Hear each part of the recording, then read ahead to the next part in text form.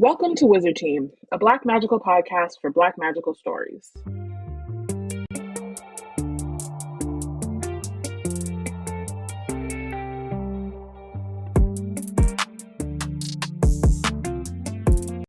Hi everyone, it's Bayana, Robyn, and Porshèa embarking on a journey through the many fantasy stories written by and about Black people.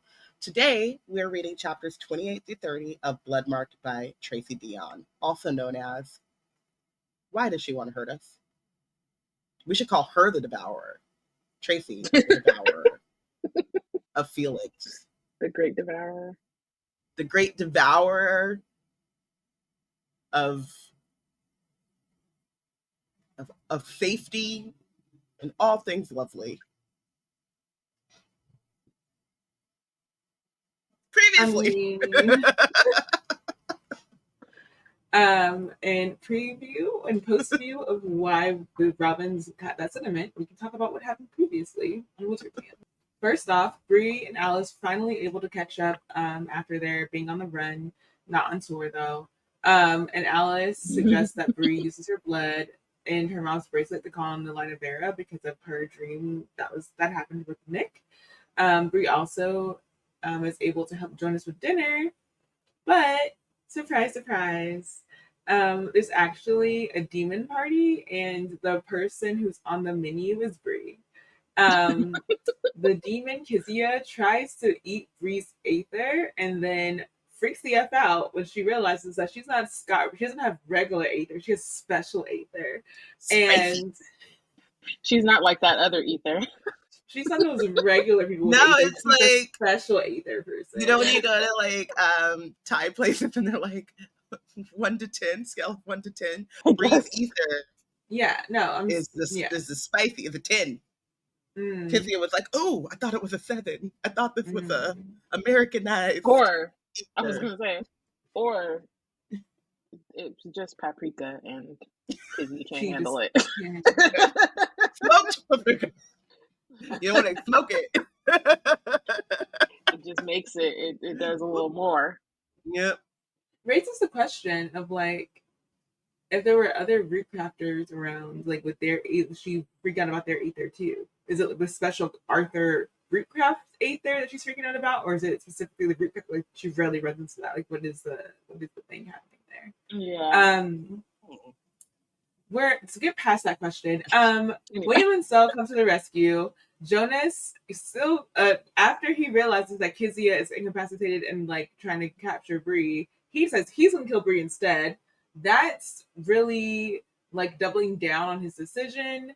That means that he's going to die from breaking his oaths, and he's down with it. Also, William uses his extra strength that he has because the moon is arisen and now his powers are up. So he can subdue Kizia. Alice figures out how to interrogate Jonas, who is reticent to like have Legendborn question him. He just answers that he really wanted to kill Bree because he's over this whole order thing. He thinks they're so last season, there's no fetch happening, and he wants him to go. After he gives this up, he dies from breaking his oaths, and it's very gruesome, and Alice can only see the most gruesome parts of it and not the cool magic parts, which, I mean, if you're going to see someone die from magic, you kind of want to see the magic. So it's kind of sad on 2 parts for Alice.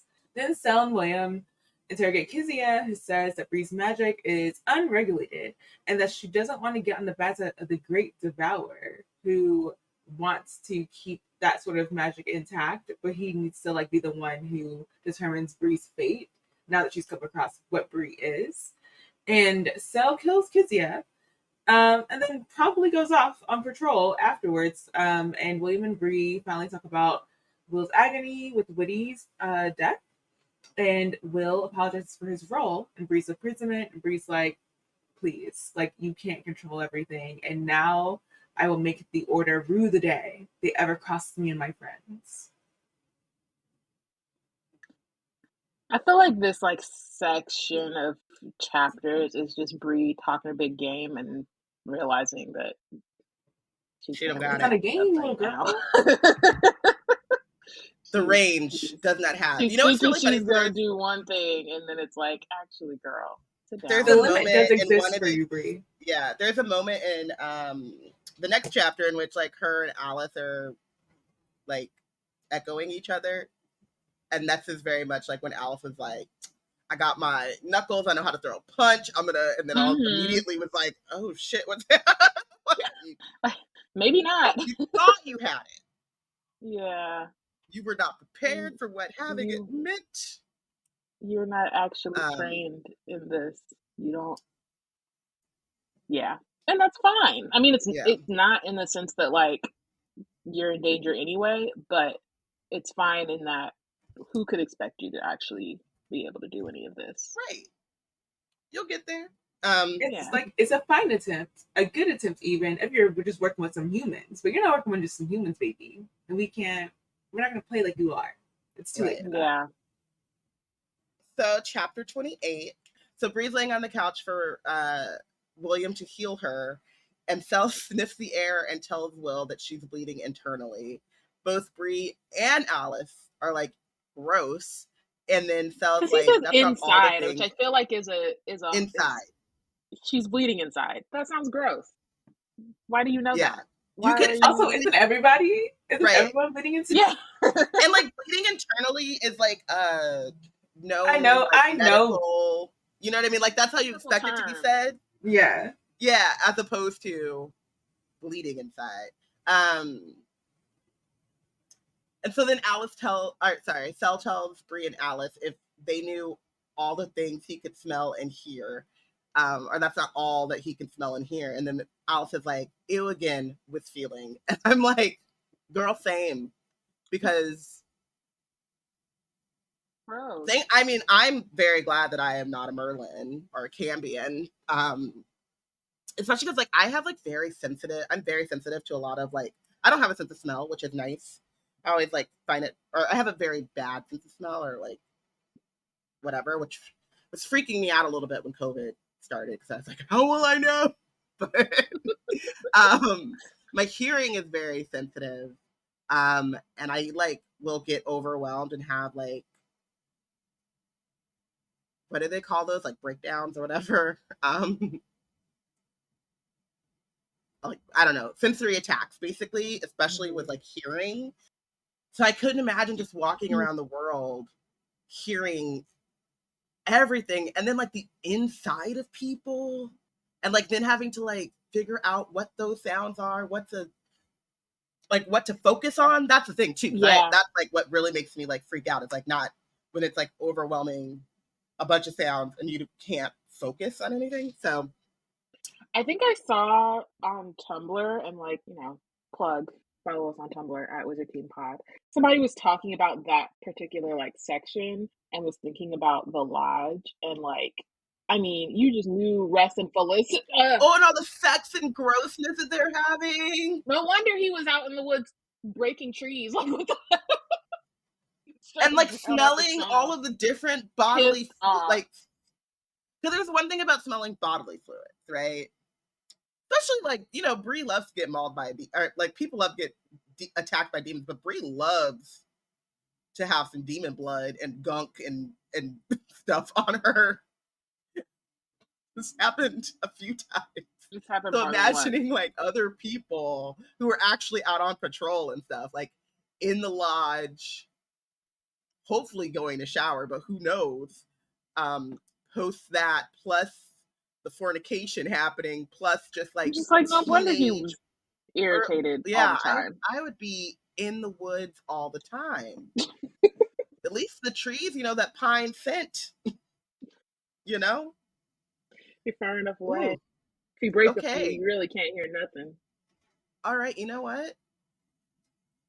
I'm not gonna make fun. Well, I probably will make fun of Sel for being up in the trees, but I apologize. I peep the vision. Yeah, I peep it. I just have to remind myself of why he's up there. Okay, so Bree asks William if he will heal Sel next because he's still bleeding out of his shoulder, and then William's like, I can't heal Merlin, and it's so funny. Not that we're not still learning and there's still like world building and lore and stuff that is being, because Bree just got here, we just got here, so it's not like crazy that there's like new things that we're learning, but like it is funny to me that that's something that they don't know yet just because of or it's not come up, I guess. And I was thinking about it, it's because a lot of times when Cell is hurting or whatever, he goes and flies off into the trees, and then they're just like, all right, fine, well, he'll come back when he come back. And so I guess like you just assume he like climbs in a window and William's like, you good now? And he's like, I'm good now. And then William heals him, but everybody's gone to bed by that point. So right. It was just like it was interesting that we are like this far into the second book before we learn that. Before it comes up. Yeah, before it comes up. So Will explains that the Merlin physiology is just different enough that his ether isn't useful, which then also kind of begs the question about like what Porshèa was talking about earlier about like the demons and stuff like eating Bree's ether or their ether. Is Bree's ether useful? Like, is the line of Vera like Jesse's healing? Would that help? You know, there's so many options and things, and fanfic run amok in that one sentence.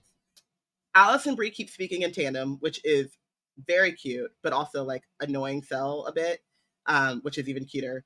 But they keep they're asking questions and then answering and like saying the same things at the same time.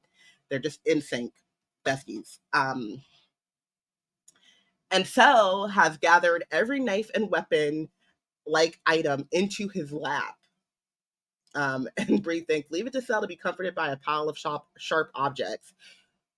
Which, so if someone busts in and you stand up, all your everything falls fall on the floor.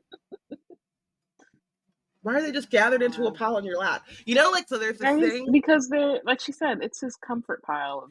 I was going to say, so there's this thing with like neurodiversity. There's a thing with neurodiversity where I do it. I didn't know that this was a thing, like it had a term or whatever. It's called nesting. And so you just like have a bunch of like shit in your bed or where you lay.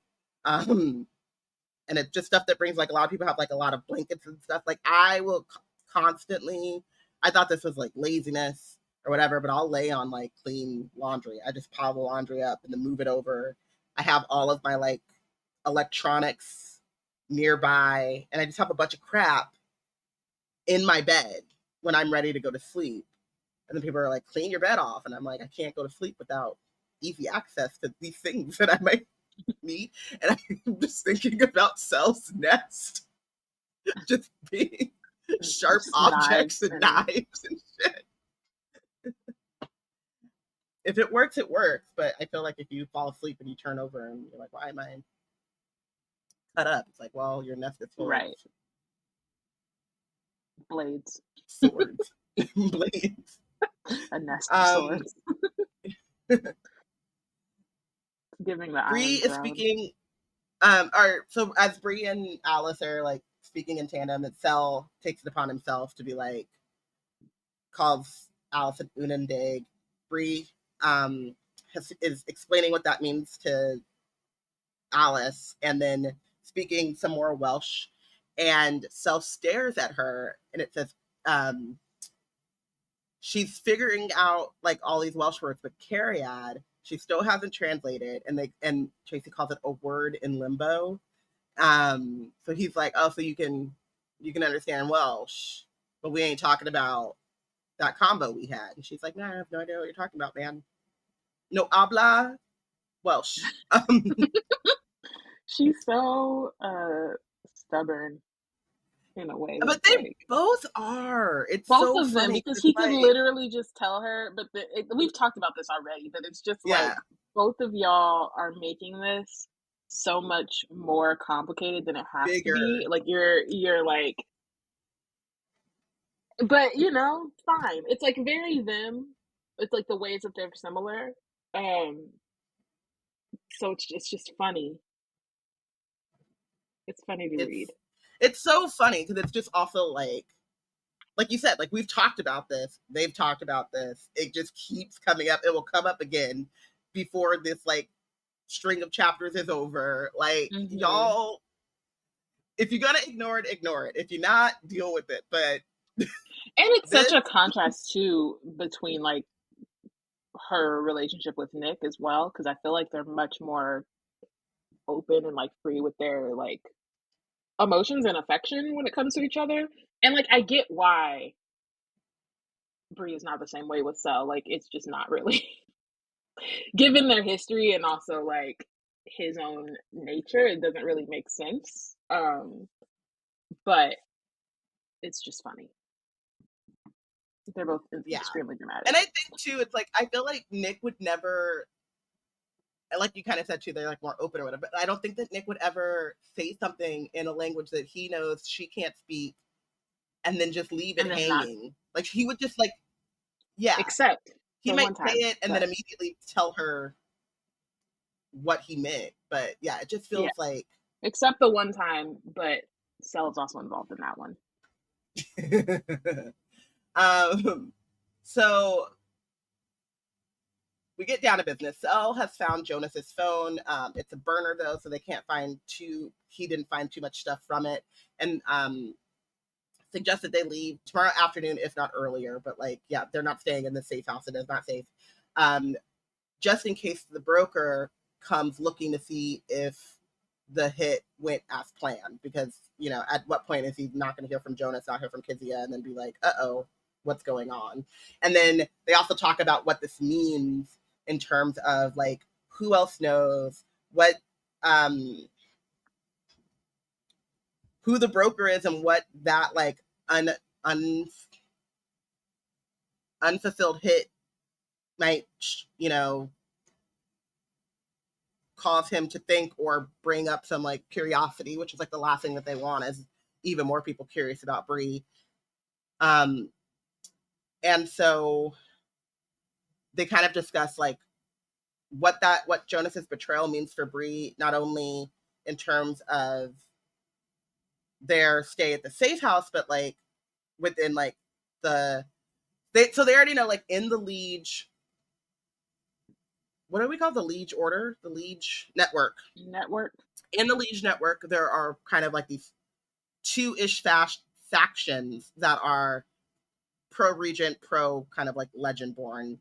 But now you even see that the ones that are kind of more pro-Legendborn also have this weird, or could also have this like twisted loyalty, which puts Bree in danger, right? Like Jonas was never pro-Regent. He was still anti-Regent, but he made this like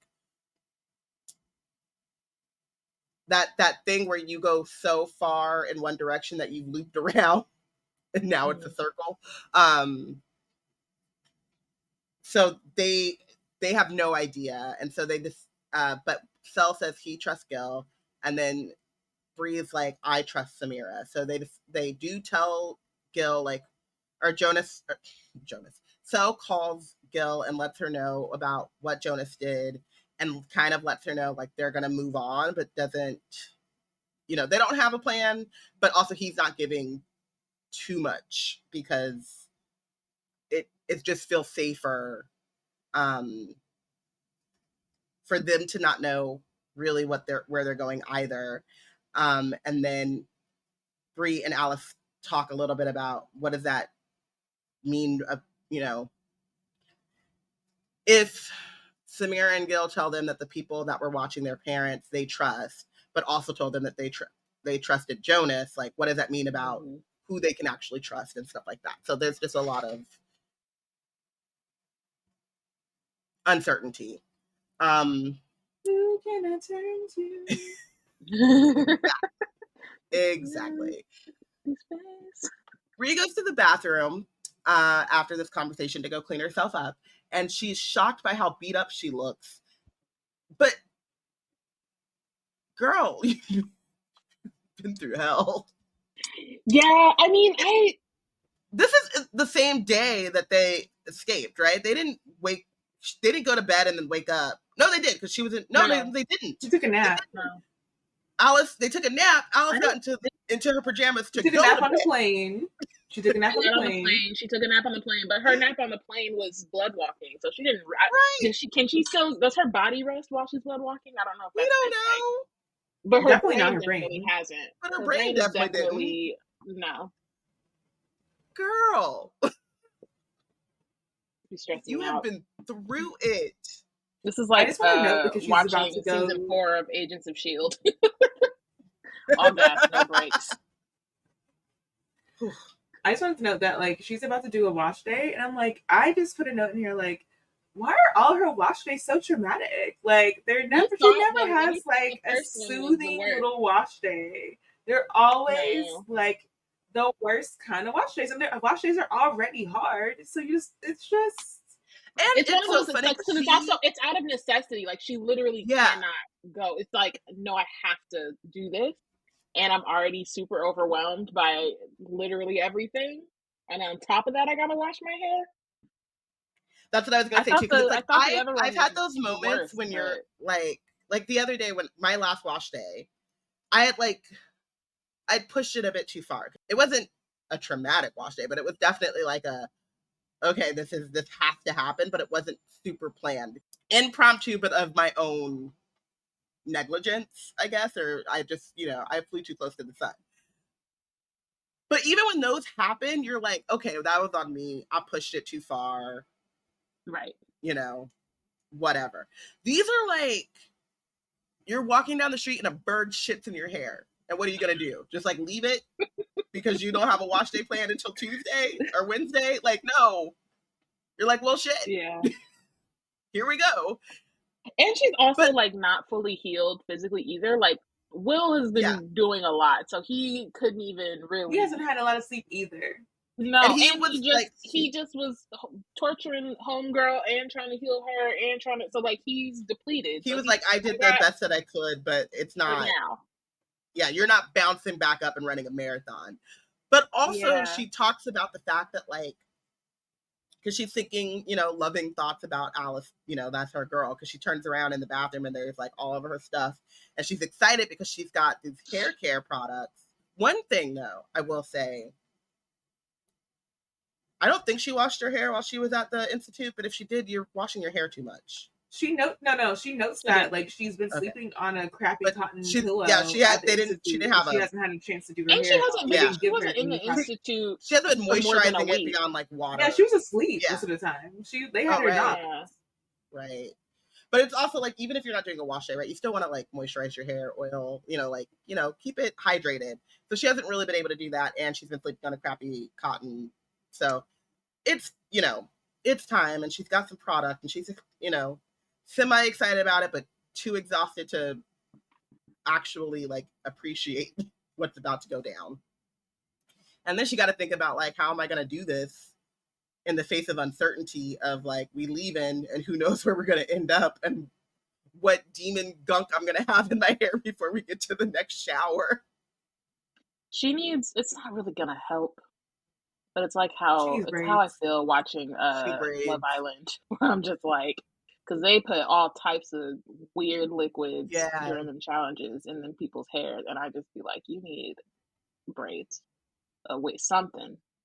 Every time she needs a head wrap. She needs to just go ahead and The only like pro, she needs one of those cute little cornrow designs, and then put a head wrap over that. So then if something happens, like a little bald thing. Yeah, and just Every time the one positive or pro I have about Love Island USA, because I'm always thinking about like why they don't put braids on, but in the UK it's like you might be there 62 days, and so that would be disgusting, especially with those challenges. Like if you're there like day 60 and you've done one of them gross ass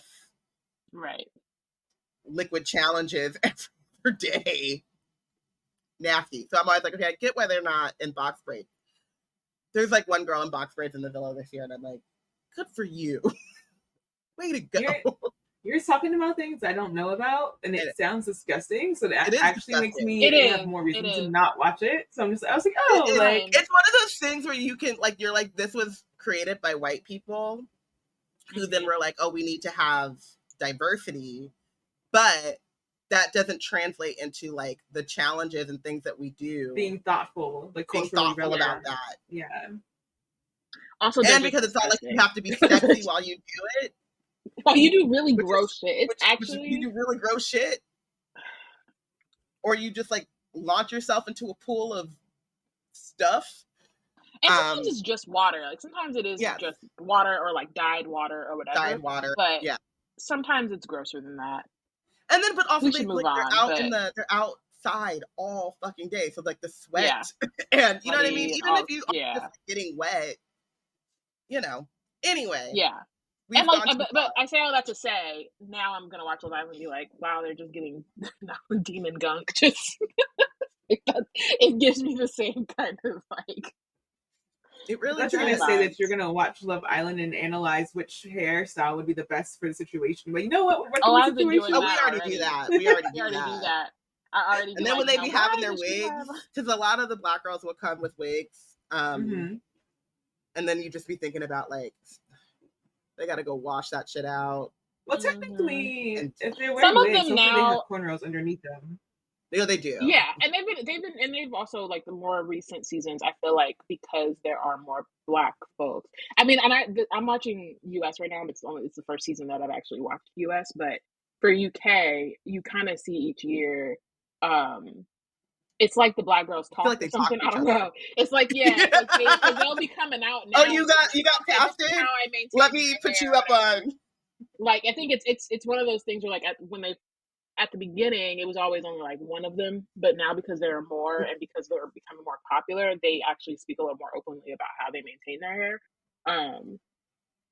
and ways that they kind of like protect from that mess. Yeah, which I feel like it's interesting. It's dope. But it was very weird when they also find ways to like protect themselves. Like one of the like more popular black girls was on a podcast talking about how she would just take her shirt off when she had to take off her wig because they can't, you know what I mean? Yeah. So the cameras won't follow. She would just have her boobs out. She had to take her wig off because she knew it wasn't going to end up on TV. So, like, you know. Anyway, luckily Bree doesn't have to do that, but she does have to worry about random demon gunk. Mm-hmm. And all her like bruises and shit. And... Yeah. So she finally starts crying. Finally has like a bit of a breakdown of like even. And she kind of has this moment, like she sees herself in the mirror, and I think it also like makes her fully like realize everything that she's just dealt with, like having the visual of it. Because sometimes you can just keep going and you're not paying attention, but I think it forces her to kind of be like, oh.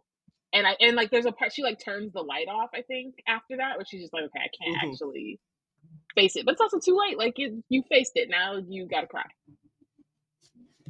She needed that cry.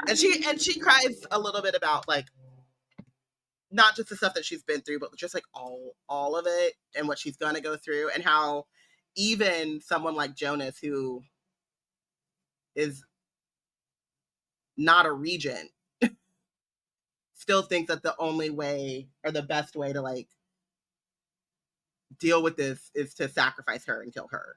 I gotta say that's gotta be really difficult to be like, I mean, I get it.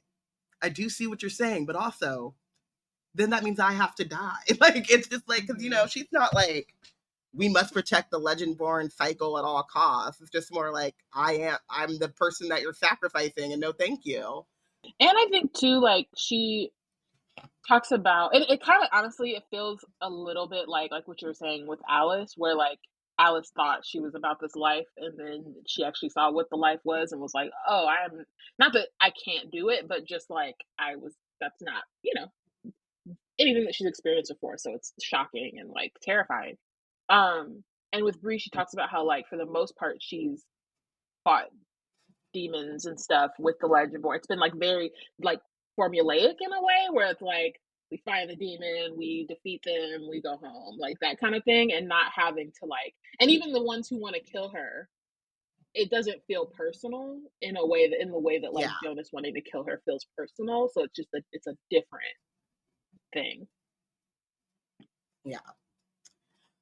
So then she starts to think about, you know, like Jonas wanting her dead, Nick's dad wanting her dead, the regents not wanting her dead, but not wanting her to be the king, right? Or finding someone else before they kill her. And so she thinks like she understands why her family only had one child at a time, and thinks through like where they would find the next descendants, and how there are probably no descendants from the line of Vera, right? They have one daughter at a time. When that daughter's power starts to show itself, the mother passes, really. They got to go through their own abatement. They don't have siblings and large extended family, because this has been going on back 8 generations now. So that kind of, I don't think they have any extended family, really. Yeah. Except for Unless on it's like in-laws. Fathers. Yeah, in-laws, Yeah. and like on the father side, but that doesn't translate to like the inheritances. They wouldn't share any blood with Vera. So then she wonders how difficult it would be to find Samuel Davis's nearest blood relative. But it's also, when you think about like Samuel Davis, you have to think about the fact that like his wife was doing the do with Lancelot, and so then like there's paternity issues too. Right. Right, like his son isn't even was Lancelot. That's how that got messed up in the first place. Yeah. Like, does he have a brother, or did he have a? So you have to kind of find his like cousins and things like that, and so that is even more. It's more doable, I guess, because they are white landed, like, I was gonna say landed gentry, like we're in the UK, but basically, white, like well off and property recorded. So they're recorded and all this stuff, but then at the same time, it's like how much record keeping went into like familial, and not just like property, right? Which is like the things that like generally last time to time, and maybe some letters, but like, is there like a family tree that shows like who his cousin's cousin was or whatever? Because that's where you get kind of lost in the genetics of it all. It just gets difficult that far back, even if you are the most documented of, you know, lines and stuff like that. And then it's also like she kind of talks about like how they're running into issues that like Black Americans have always had to deal with. Always run into. Yeah. And it's kind of, and she like thinks about it as like it's funny, but also sad. So then she says, like, not knowing enough about my own past was dangerous before, because she's like, I would love to have some of the resources that the order has. Even if they are running into these issues, they still have like a better head start than I would, or my family would. So she thinks like not knowing enough about her own past was dangerous before, because she didn't know about like the line of Vera. She didn't know about like those powers and what all this stuff meant. But now knowing too much could be worse, because she might get caught again. There might be run into another Kizia or Jonas or the Regents. And then that's like putting other people in her family line in danger, or people that she doesn't even really know, but like are familial in danger. Which I thought was sad and interesting, because it's another group of like hypothetical or like distant people that Bree has now taken on a responsibility and worry for. And I think this kind of comes up a little bit more about just Bree as like a person, about how like, you know, she said it at one point too, where it's like easier to worry about other people than to worry about herself, right? But now she's kind of, you're holding all of the people that she's thinking about and it feels like kind of a responsibility for. It's like the root crafting community, her father and like their family, Alice's family, Alice, like her legend-born friends, and now this like unknown familial line, which to be honest probably doesn't exist, but also if they do, it's like the Davis line, and at that point, like, not F them, because they also didn't ask for this. They're just like, you know, like, not millennial, like Gen Z kids, like, trying to live their life, but like, not her responsibility, basically. So that's kind of where chapter 28 ends. And she still needs a nap. Desperately.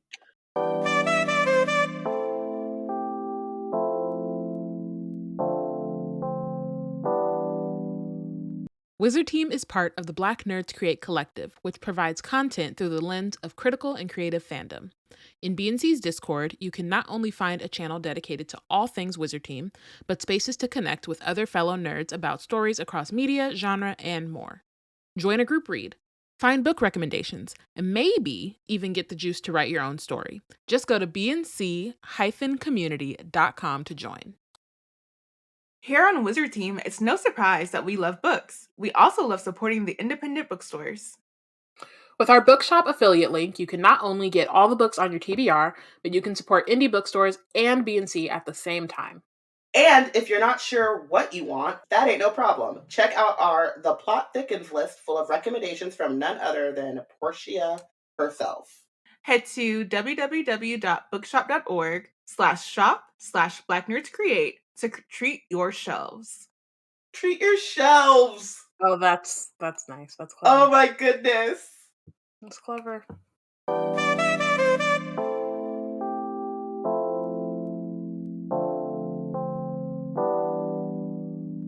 So Bree, finally, she gets out the shower. You know, she's hungry. They have still not eaten. And there's burnt pasta on the stove. And so she's like, gets dressed, gets out the shower, ready to go to food, look for food. And then jump scare, because Stella is literally waiting right outside her room. And he said, so he's looking for a first aid kit to clean the knife wound that he took for Bree. And like right now he has like this paper towel just kind of like on it. And Bree comments that it's unsanitary, but then he kind of says that he doesn't get infections, which is something I think we maybe knew already. I feel like it was a conversation in Legendborn with William, or at least that they like run hot or something like that. So they just have different. They don't like burn it off. You know. Yeah, so he doesn't get infections, but if his wound is clean and covered, it'll heal faster. So he's, you know, looking for the first aid kit. Then he asks Bree if she's okay, and admits to listening to her cry in the bathroom. So that's not mortifying at all. Like, damn, like let her have a moment. But also clearly, like, he can't help it, so it is what it is. Bree, she lets him in. He goes to the bathroom, and she thanks him for saving her life. And there's this whole thing where it's kind of like, he's kind of like, why are you thanking me? And Bree remembers, you know, like it is an obligation for him to do that, but at the same time, it makes her mad, right? Because she wants them, or I guess it's I don't know, it's interesting, right? Because it's like she gets irritated by it, like, yeah, of course, yeah, you had to save me, not necessarily that you wanted to or that you didn't have a choice. I think that it makes her both uncomfortable, and I think it's hard because she doesn't really know where she stands with Sal. Because of all of these other like dynamics in play. And I kind of feel like that's true about her and any of her friends within the order, right? Like, y'all might be cool, but at the end of the day, like their whole kind of purpose is to protect you.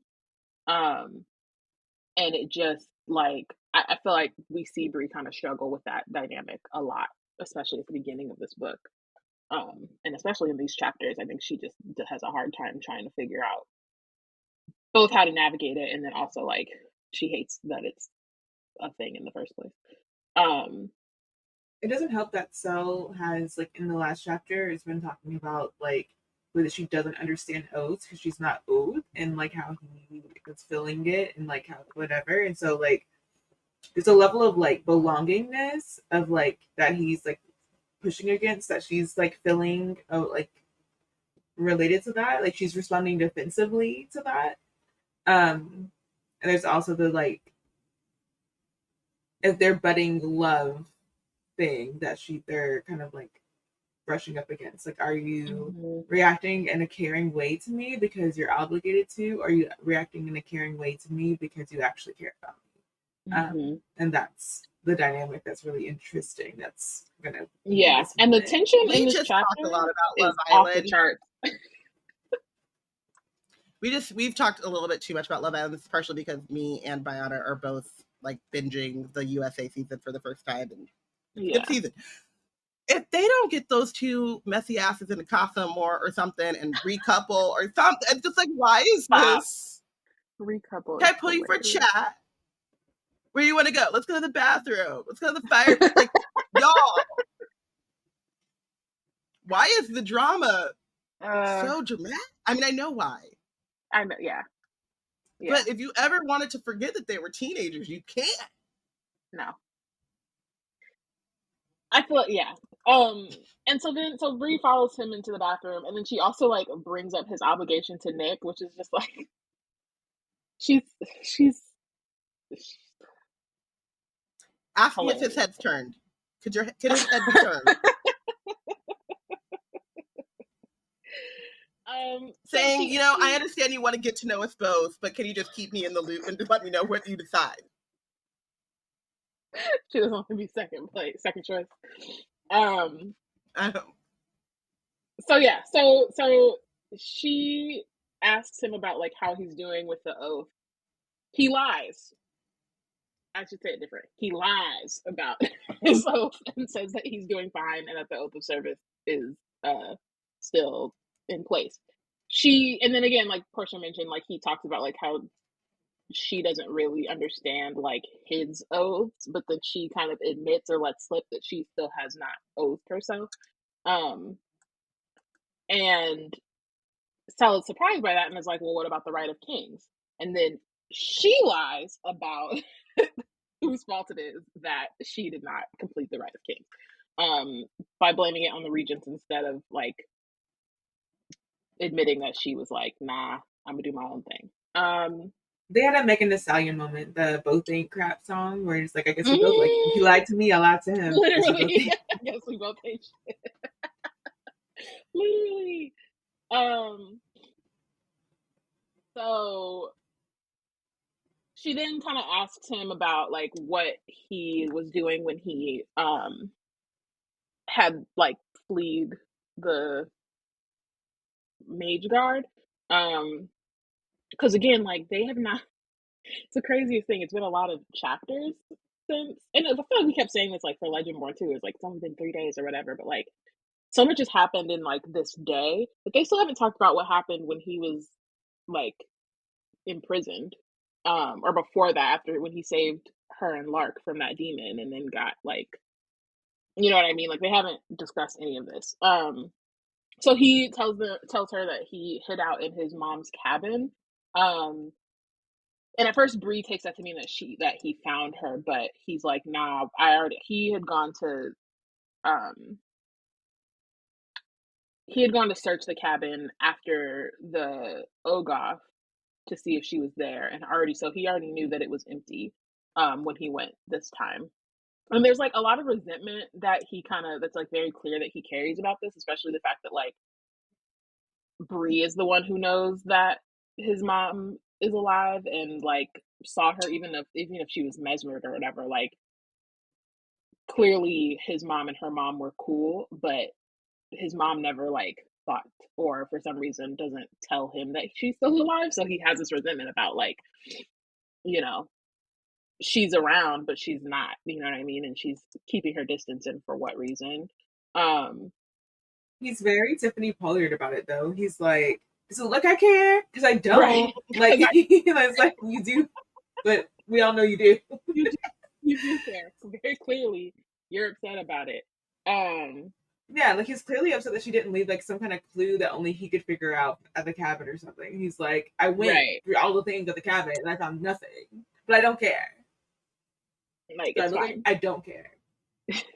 And then so he hasn't found anything about how to like stop the demonia and like how to, you know, not succumb to his blood. Meanwhile, Bree is just on vibes, is convinced. So it's just so funny to see her be so like, I mean, she just is this way, but she's very insistent that Cell is not succumbing to his blood and like doesn't really have very strong reasons why, other than like, you're here now, like she doesn't want him to. She's like, and it's like, you came to save you don't me even know the before signs. She doesn't know the signs. She doesn't really, and they keep telling her, like, Erebus has told her, Cell tells her multiple times in this conversation, like, you don't know what you're talking about. Oh, you actually don't. And like, you're, you know, all sunshines and rainbows and like whatever, but that's not, you don't know. And so, but she's like kind of like, well, also we do find out like at some point that he's also like kind of glamoring her only. That's what I'm saying. Right now, that's why I said he lies, because he's literally like, but again, but she's been doing it this whole time. It's like he's only able to do it because she's being so naive about it. And not to this, and that's not blaming him for, that's not blaming her for his actions. It's just like it makes it easier for him to do that because she's not really looking for it. Yeah. But what I'm saying too though is that like all she knows really about it is that very surface level stuff, which is like true. Like he keeps saying, you don't know what you're talking about. Like you really don't understand this. But what she does know is very surface level. And then he's also, is he camouflaging for everyone else? But Bree is so committed to the fact that he's not going through it. No, that's why Alice and William, that's why Alice, a couple of chapters ago, before Jonas pops off or whatever, she's like, and she starts to mention how Cell looks, and then Bree gets like defensive about it. She goes in on his appearance. But it's because Alice, Alice doesn't like, but she doesn't go deep into what it is, and doesn't realize that Bree isn't, they don't realize that they're seeing two different things. And then William in that moment, right. But after Jonas, where Cell's like, I'll take Bree and Cy, and William's like, nope, I got it. Like those are, because they're seeing that he's kind of, you know. Right. But what I'm saying is, I don't know if we ever get this, but is he just glamoring? And because she doesn't know and she wants to believe so badly that he's not falling into this, she doesn't see it. But because Alice and William are clear-eyed about it, they are like, it's not working as well on them as it is on her. Or is he like purposefully only glamoring her? He's only glamoring her, and the others don't realize that he's doing that. Like no one realizes he's doing it. Okay. Until later, when Alec turns up. So they think that Bree sees what's happening and is just being obtuse. And she thinks she's seeing the real thing and is like, why are they so... Yeah. Why are they being so, like, dramatic about it? It's not that big a deal. Or not even dramatic, but just, like, it's an awkward... It's, like, a weird thing that's, like, kind of being hinted at. But, yeah, I think also part of this conversation, too, is, like, Cell is telling her one thing. It's like he's trying to tell her, and also not at the same time, because he is... It's like his words and his actions aren't lining up, really. So, again, Bree is convinced that him coming to save her before the right is proof that he's not succumbing to his blood. But again, like, she's not thinking about, for all the, like, irritation she had about Cell and his obligations or whatever, she's not thinking of the fact that, like, he could have done, like, him going to save her is a selfish act. Like, it could be evidence that his oath of service works, but it could also be evidence of the opposite, you know? So it's just like, it's an interesting thing. And every time not every time, but like when he's saving her, that's more time he's not out looking for Nick, who he is owed to. One thing I think is really interesting about the two of them and this, whatever they're going through. So I think, yes, he keeps telling her she doesn't know. I think he wants her to break the I think he's glamoring her, but I think he also wants her to break the glamour, because then he knows that she's seeing that she's not being so naive. He wants her to have to really accept and grapple with what's actually going on. And I think another part of her not wanting to be Arthur and not wanting these oaths and not fully even though she said she's accepted that she's king, but not fully really accepting that she's king, is that she thinks of him saving her as him doing the right thing in a way that is different than, this comes a little bit later, but in a way that is different than they are all trained, bound, and brainwashed to save you.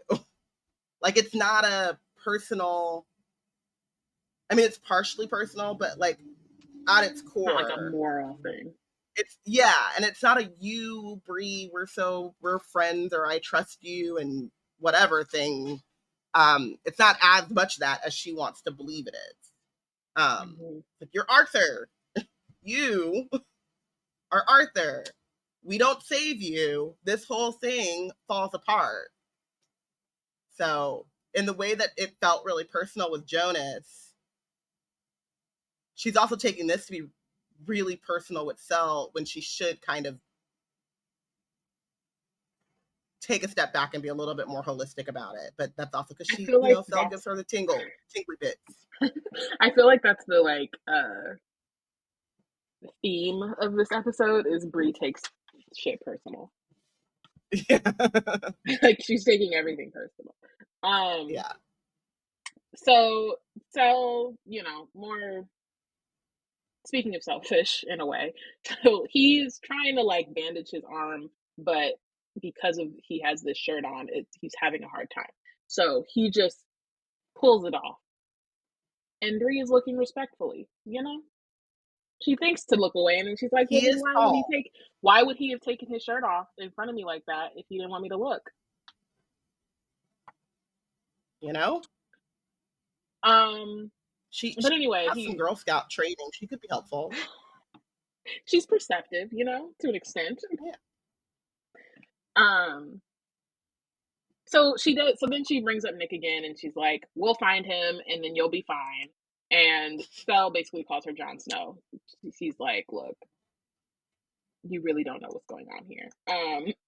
And then and he even says, "How do you know I haven't started already? Started succumbing already?" Which is what I'm saying. He's wants her to know, and he doesn't. And it's it's a battle that he's going through right now, which I think is evidence of the fact that it's happening, and brings up Nick's faith in Sel. And he said, the part where Nick was like, if he realizes that he's a danger to you, he'll leave. He's not gonna, put you in danger. And then Sel, of course, brings up the whole Bree Nick forbidden romance thing, which is so interesting to me. And I understand why, because we're just not there yet. We're not at the system as a whole. Maybe not in Jonas's way, but in some way needs to fall, because it's y'all still talking about, oh, y'all can never be together, but it's that's some order shit. And they need to be this whole system needs to change for a lot of reasons. So this is obviously not a. I mean, I wouldn't say it's actually a lesser reason, as I think about it. In the scheme of things, sure, Bree and Nick's specific romance is not a huge deal, but the level of control that the Order has over these people this is just another symptom of that. Yeah. So yeah. But again, they're still I also think that there's bought into this system. Yeah, exactly. I think that there is, at least for me, this hope that like the end of the Legendborn cycle is that these lines do die, and there's still, you know, magic in the world, or, you know, whatever, but it's more closer to what the root crafters are doing. Mm-hmm. And there's a level of, I mean, there's no more oathing and stuff like that, but there's just there's more agency and like autonomy, especially with these like kids. But they're not there yet. And it just, you're constantly being shown like how ingrained some of the stuff is, that's kind of like you said, it's not even the biggest thing that they're fighting against, but it is top of mind whenever Bree and Nick come up, for all of them, because it's so forbidden and so kind of like taboo that they feel the need to like reassert that shouldn't happen, regardless of what either one of them wants. And it's also interesting that they don't bring it up for Bree and Cell. And I guess part of it is because of like where they are in their relationship. But there's like this moment, maybe it's in Legendborn or whatever, where William, I think, is like, yeah, it just isn't done to like be with Merlin's, but it's not. But it's more like they don't even consider it as like a forbidden thing. They're just like, yeah, we just don't do that. Well, because there's that moment where like, I guess Cell was with Tor or whatever, and it was like literally like, oh, she was going through a rich rebellious rebellion phase, but like everyone knew that was like, even Cell knew that was just like a let me piss my daddy off type of, you know, thing, and there was nothing that was gonna nothing lasting was gonna come out of that. It's funny to me that like this Bree Nick thing is the thing that brings up how the brainwash kind of thing is happening. For me, it was more, one, what I got from this was that like whenever Cell didn't really believe that Bree was actually seeing Nick in these memory walks or whatever, whenever it's about him, whenever she's like, oh, Nick told me this about you, then he's like, oh, so you actually talked to him. So it's like funny like how like when someone says something about you, whenever you're brought into something, that's when you start believing it's something, because now you're in it. And it's very like human behavior to just be like, oh, I don't believe, oh wait, there's something about me, oh well, maybe it's right, you know. And then the other thing that it brought up for me, like they're flirting, and the brainwash part for me was more about how much, not just how much like he's talking about like Nick and her being forbidden, like whatever. I feel like that's more of like him testing the boundaries of their like interest in each other, and like how much she's interested in Nick versus him. Like I think that's partially what that is as well. But for me, it was him, how much he's bringing up oathing, because he brought it up last chapter. He's bringing it up more this chapter. It's like something about the system where he just like, you're not owed. You don't get it. There's a system of like work that you'll never just get, and how important it is to his understanding of the world. Like the oathing is just part of that, like naturally. And I think that shows to me like how little he's even like considered how her being unoathed might actually be good for her. Like he's not like thinking about like, oh, there's benefits to being unoathed, and like I wish I hadn't done this. Like I wish, like I hope you can stay unoathed because then you might be able to get away with XYZ. He's just like, oh no, you're unoathed. Like yeah, you're a problem. Like it's so bothersome in a way. Like and I get it. Like I get how long he's been in it and whatever. But you would think with all his problems with the way that the system worked, and seeing how they're like treating Bree in this moment, he would think differently for her. And it's really interesting that he's still not mind space where he's not thinking that way. I mean, it kind of reminds me of, or not reminds me, it's like similar to his reaction to Jonas too, though. Like about him, the fact that he died from betraying his oaths means that he deserves it. You know what I mean? It kind of goes back to what Robyn was talking about like they conflate the like oaths with like a moral, like as if it's also like good and bad. You know what I mean? Like they're very like, they're not really nuanced about it, even as they're like suffering from it. It still to them feels necessary or right, or like the right thing to do.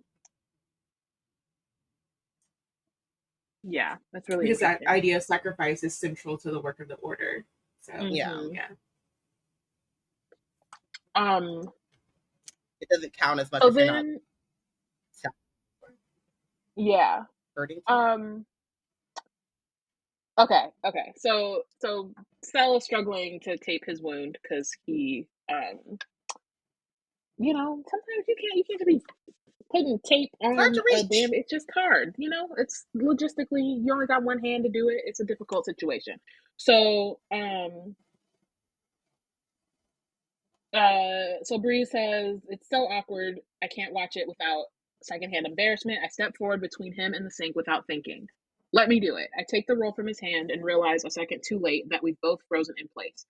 This close, I can feel the heat radiating off his skin, smell the hint of copper from his injury like fresh pennies, the fading, muted smell of shampoo, crisp fall air from the forest and pine sap on his skin from his patrol through the trees. I've never really known what Sel smells like underneath his magic, or been close enough to see the detailing on the tattoo across his sternum. The Celtic knot is dark in the middle, with curled edges giving way to gray. Oh God.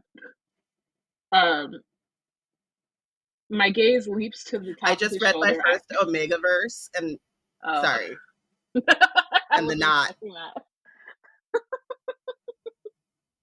I wasn't thinking it either until I just read this to be prepared for recording, and then when you were like the Celtic knot, and I was like, oh God, the knot. That's not important here, but oh my gosh. My gaze leaps to the top of his shoulder. I silently command my eyes to stay put, like my life depends on it, and I can't trust them not to wander. If you're just going to steal the tape and not use it, he murmurs, voice a low, rich echo in the small room, then I think I'd like it back. I shudder. Sel's voice always feels enveloping, like a physical thing I can touch. Right now, standing this close, it settles around us both like a blanket. I feel his gaze on the crown of my head, on my forehead. Neither one of us is moving. It goes on. I also just realized I was just gonna we were talking earlier about his hearing and sense of smell, and I just realized that he could probably smell arousal. She can't even hide that from him. No. I think he eventually mentions, he's like, you know, I actually mess with like knowing how people react to me. And you have to remember too, like, aren't they succubuses? Aren't the Cambions? They're succubi. Like that was also a thing. So he's some of this is not he's doing on purpose. Like he's not. But also, I do want to give a quick shout out. I'm gonna find. I have the link. I don't know why I didn't just put it in the agenda, but I'll put it in the show notes. There's an artist who like drew this scene. It's also in our like highlights, our Bloodmarked highlights on Instagram. The actually, when you tap it, it's the first one because I shared it before we started. Bloodmarked. It is. Yeah. It's great. It does. So, it really captures. It captures. Yeah. This, yeah. That's very well.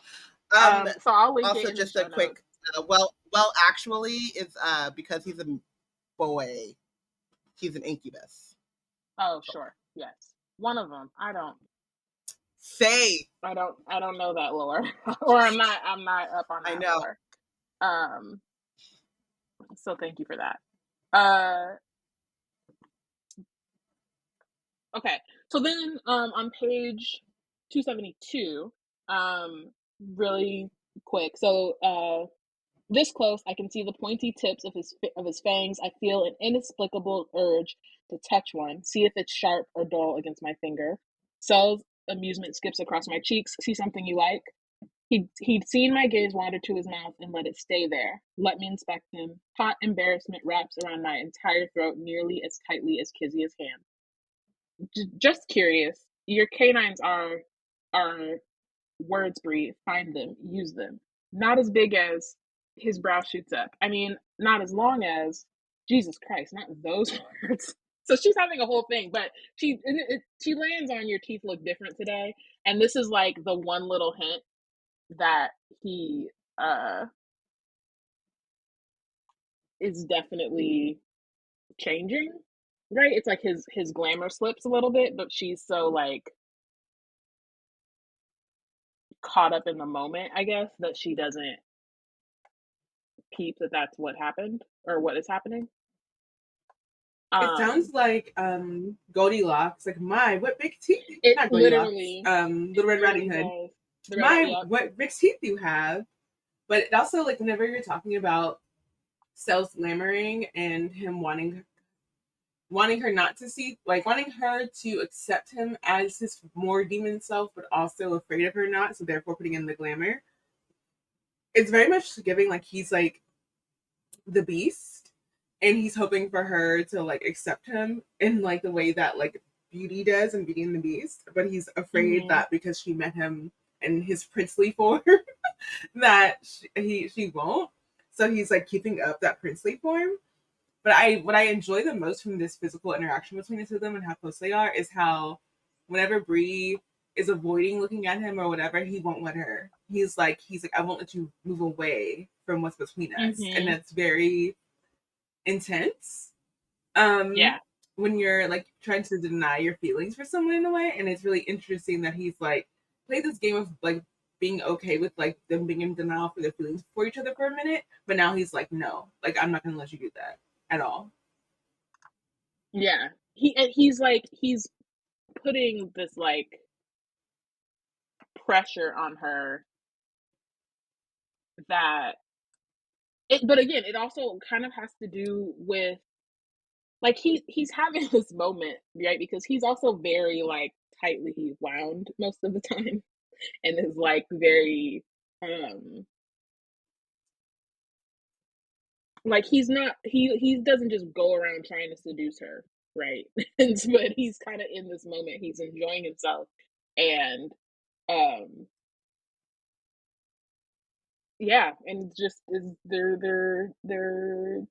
he's drawing the tension out, right? Like he could be awkward about it, but he's like, you know what, I'm about to just lean in. But then he shifts gears, and it's kind of like, God damn, like, why did you do this? You didn't actually have to do her like this. So at some point before the teeth comment, he says, Brianna Irene forever leaping before she looks, then she gets stuck and doesn't know what to do. So initially when he says it, it feels more like a flirtatious thing. And then he decides instead, he said, no, let's sit down. It's time. Let me open my book. It's time to read. I love it. So it's so like, why? Like, I get it. And he's right, but damn. So he says, current close quarters and terrifically entertaining circumstances aside, when I say you leap before looking, I'm referring to the fact that the minute you decided we were going to hunt for Nicholas, you deprioritized yourself, and you did so without acknowledging that those of us around you cannot afford to do the same. This is the same choice you made when you forced Greer to take you on a hunt, the same position you put William in when you set off on your own to the arena. When you take risks for a mission, we all do, but our risks are fivefold because your life must be protected at all costs. Tonight, we were lucky, but there will come a moment where William or I will have to choose between your mission and your life. She's all like hot and bothered and like in a completely different mental state of being. And then he's like, so how about you're being selfish? And I need you to understand that you're the king. You're literally the king. It's probably like, to be like, I can see part of his brain being like, I can't get too deep into this romantic tension. How do I push her away for like a little bit? And this being the way. And like, he's probably felt this way, but it, like, also felt this, like, from how things are happening with him. He was happy with her picking the Nick option on the plane. But then after what just happened with Jonas, he's like, yeah, nah, like, I like that she's willing to put, even if it's like she cares more about Nick than me in the situation, I like that she's putting, you know, my possible pneumonia ahead of like her safety. But then like now that is actually in like her safety is in actual big danger in a way that he couldn't even account for. He's like, no, I can't let her make that move, which I think is really interesting to how she reacts, because she was like, and what was I going to say? Oh yeah, so the fact that like this is like a King Bree moment, and like the consequences of her actions as a king specifically versus her consequences of her actions as a girl who just ran into the order one day. And I really love that. Like it makes me rethink, like we've been saying, like it's just Big Bree was like, it's just King Bree, like it's who she like is. And it's like sad that she has to have like a record scratch moment in order to like every King Bree moment is a record scratch. Like whenever they sit and talk to her about it, it's not coming from a place of her being like ready to have that conversation. It's a and now let's talk about you being king, and she has to like it's adjust always a shock from there. She's always shocked Pikachu whenever they remind her. And I don't even like really fault her for that. And I also think this is kind of another moment where Cell is trying to hint that like he's not good, right? Like so she goes, I thought you wanted us to find Nicholas. And it's like, yeah, of course I want to find Nick. Like, first of all, that's my oath. But second of all, like, it's a selfish choice to want to go find. That's for me. That's not for you, right? Like, and you're putting yourself in danger regardless. Like, you have to think about and not just putting yourself in danger, like in putting yourself in danger, you're putting other people in danger. And that she just has not internalized that yet.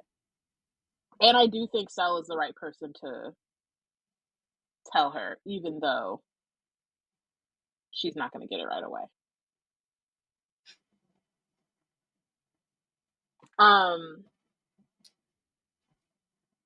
So he's like, you're not Paige Matthews anymore. You're a king. And then she goes, "Your king," because again, she can't help but like bring up their old stuff in the middle of it. So it pisses Cell off because he's like, now you want me to repeat myself, but you didn't even want to like take the time to look up what Carriad means. So no.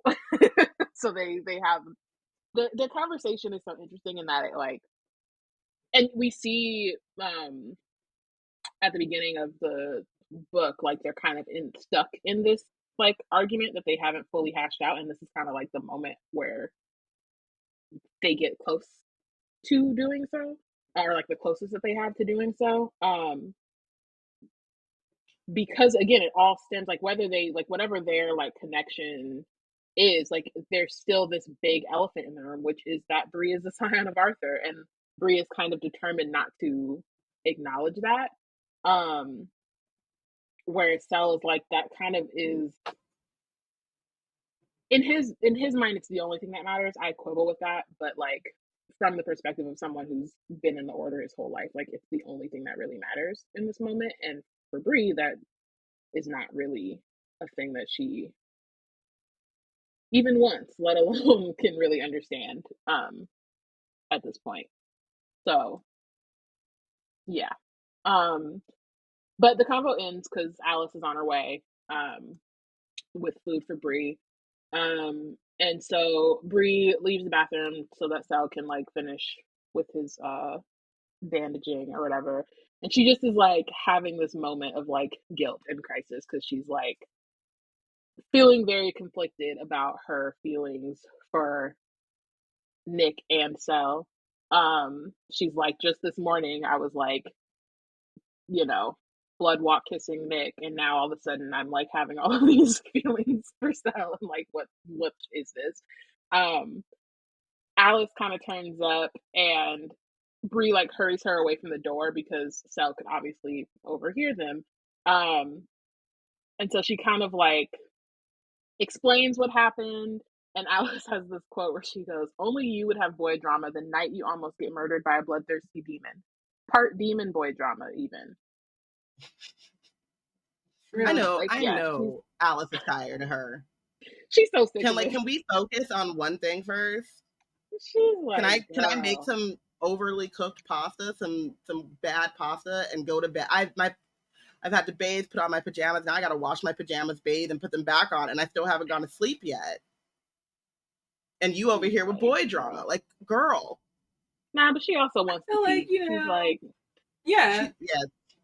True. I'm like, you can't be besties with someone who's not willing. Like, it's a trade-off. Like, whenever they have drama, you got to be ready to sit and take in their drama. Whenever you have the drama, it has to be reciprocal. If not, otherwise you're not besties. And so I feel like Alice is like, this is her commentary on it. Like, it's just like, and this is like initial reaction, girl. Of course, this is where we are. As an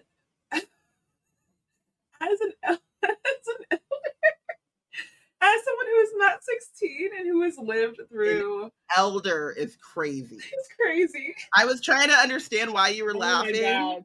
It took me I thought you were going to feel like, as an elder statesman, and I thought someone, I thought you were going to be like, Jonas. But no, you, Porshèa, as an elder.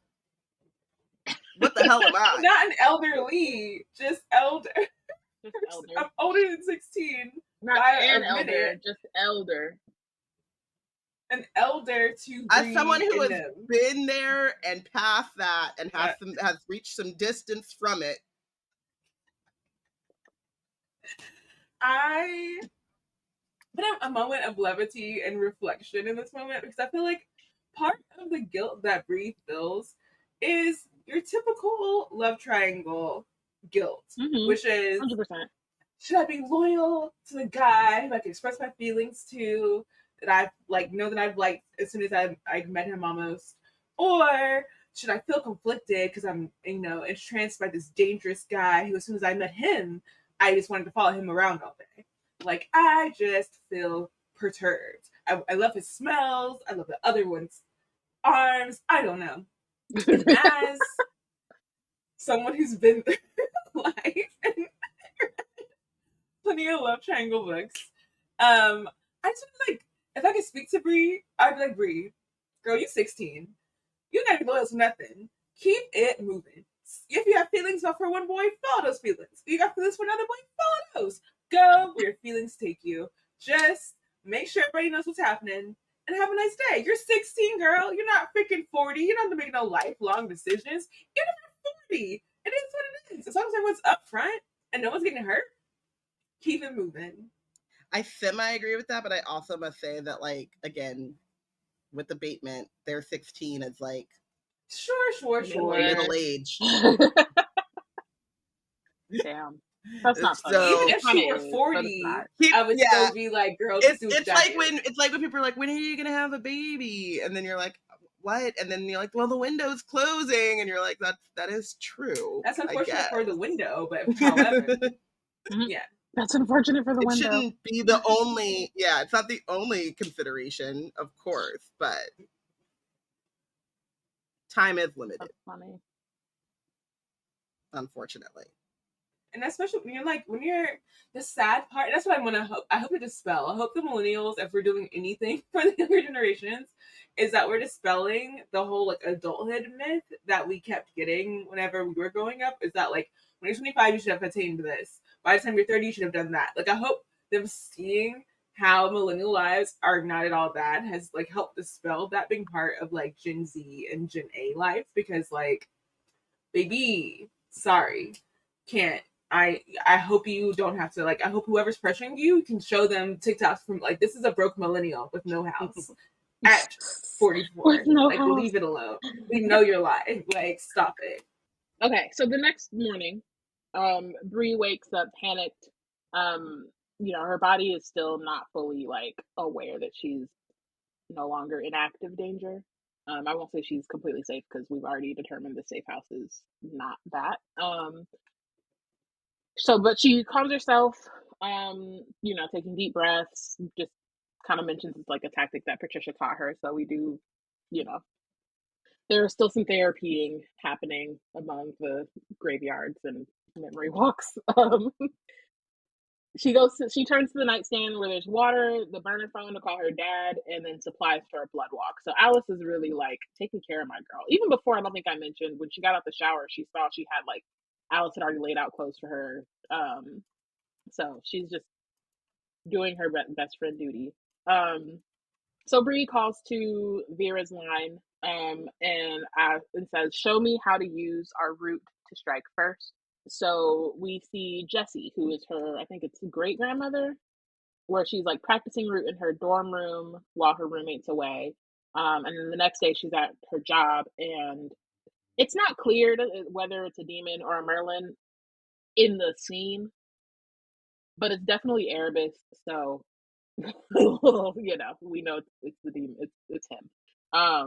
It's a so demon. Like a demon shows up at her job. But it turns out to be the demon. The demon. TM. Yeah, the TM, exactly. So he shows up at her job, just kind of looks at her, smiles, and then disappears. You know, just a little warning. So then Jessie doesn't practice again for a few years. She's like, you know what? My mama told me about this, and I was playing. I was tripping. But then a few years later, she has moved. So before she was in Louisiana, she's now moved up to New York. And she's like in a new apartment. So she's just kind of like, you know, let me try again. And the way that she does it is she kind of like thinks about her mom. And in thinking about her mom, that's when how the root kind of like flares up. So she does that, and then later she's walking down the street. Another demon, the same one, turns it like they kind of like walk by each other. And so Bree is kind of like not really. She's like, okay, can you just be like outright with me? Can you just just tell me in clear words how to do this? And so Jessie says, to call our root with intention, think of the power you possess and the woman who gave it to you. But then she also tells Bree to beware of the hunters. Like if you use it too much, or if you use, if you call on it in like a, you know, strong way or whatever, it will draw the hunter to you. So then Bree gasps awake. She's thinking about the Great Devourer, who Kezia brings up, thinking about the hunter, and kind of realizing, which side, you know, as an aside, we know, having read this book, both of them are the same person. It's Erebus. We've met him already. But in this case, for Bree right now, she doesn't know that. And so she's just kind of like realizing that outside of like the Legendborn world, and she was still learning the rules of the Legendborn world, but like outside of that, she doesn't really know. It's like the Wild West out here. You know what I mean? She doesn't know what the rules are. She doesn't know how to navigate it. She doesn't know how demons kind of like interact with the world. And is kind of realizing how much danger she's in separate from the stuff with the regents. But she does kind of take that time to really like think about her mom, and her like, and like her line. And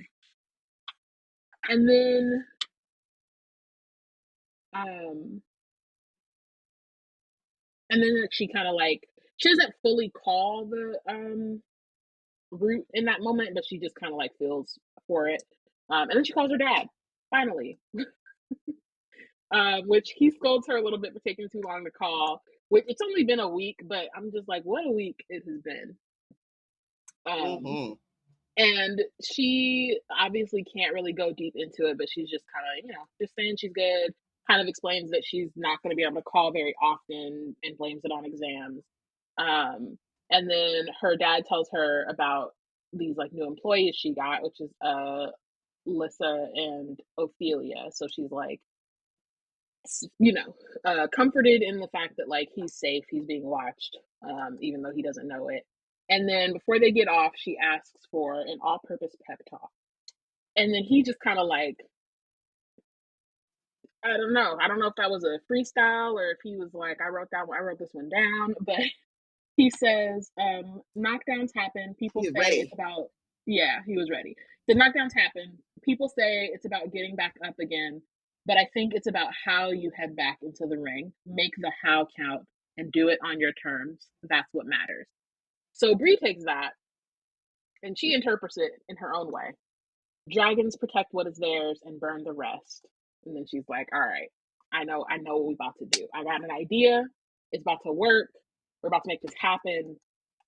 She goes into the living room, where everybody's like sitting. Will and Sal are talking. Alice is on the couch. They all look up when she goes in, and then she goes, "What if the regents were right to lock me up?" And they're all like, what are you talking about? And she goes, what if they locked me away because they were scared and the demons are after me for good reason? And Jonas was right to try and get rid of me. You don't lock someone up or try to murder them because they aren't important. Jonas and Kezia looked at me and saw the anchor to the spell of eternity, a single life powerful enough to destroy the lines or completely change the course of the war. The regents look at me and see a black teenage girl, a mistake they can't undo, and too much power in a body they can't control. I've been so focused on using the title of king, but everyone else is more worried about how powerful I am, magically speaking, and how powerful I can become. Not as king, but as me, Bree. And then she goes, I am Arthur's scion, and I am Vera's. They're scared of me because they know I can beat them, and that's what I have to do. I'm going to train harder than ever, use every possible moment, every fight to get stronger. While we follow the leads to Nick, we should look for an easel I can fight along the way. Like, did you not listen to Cell at all? She didn't really cut, like, it just, the conclusions, like, she was building herself up. She was like, look, I got it. And it's like, all the reasons you're saying are the reasons why you actually shouldn't do your big idea, your plan. It's like funny. I really, there's a lot of discussion. Mm-hmm. No, go ahead. It's a lot of discussion here about like where she like went in her thought process, and like where they ended was like on like they want to control this like black teenage girl and they can't. And so I'm glad that she felt some empowerment for herself. She's like, I'm dangerous. Like they're scared of me, and I'm dangerous, and like that's like related to like real world reactions to how people feel about black girls and like the like way they want to control like black girlhood. And I love that for her. She was like, I'm going to show them what danger is. I'm going to show them a dragon. And it's like, you're like a baby dragon girl. Like, you don't even know how to fly yet. You're a hatchling who hasn't actually done anything with your ability. Like, that does not make danger. It makes, like, future potential danger, but it doesn't make current danger. And I feel for her. I love the conversation that can be had from there, but I feel for her that that's the place she's ready to run with it. And you're not ready. I can't. And then the other thought, like before we move on to the end, I just wanted to talk about like question that I had about the interaction that Jessie had with the hunter, like popping up in her area, vicinity, whenever she like explored her powers. I'm like, it's the hunter just popping up as a warning?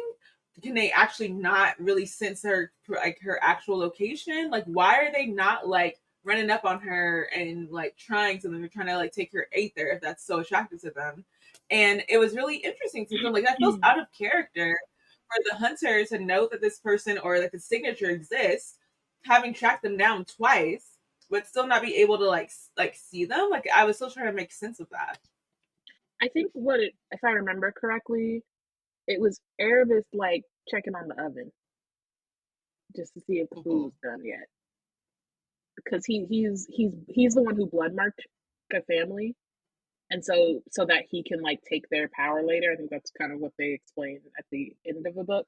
And so he felt it. He's like, "Ooh, let me see. Is she powerful enough yet? Nah, okay, I'm a dip." Like that's more what it was than like I'm a coming because it's him. It's not like it's a bunch of different Merlins. I think there are other situations where like maybe they've run into other Merlins or you know what I mean and have had to hide. But in this case, like it's just him coming to be like, no, not yet, not quite. She still need to cook. Still cooking. They took a little longer. Yeah. I do want to like. I really admire Tracy's ability to make Bree make terrible decisions or come to like wrong conclusions and be 10 toes down for it. You know what I mean? Like I actually think that's it's very it's like not only for like character consistency because I don't, you know, she doesn't do it all the time, but it just I appreciate her being like, no, this is the way, and then having people be like, no. Or have her do it and then realize, oh, that was actually a terrible thing to do. I should have done that.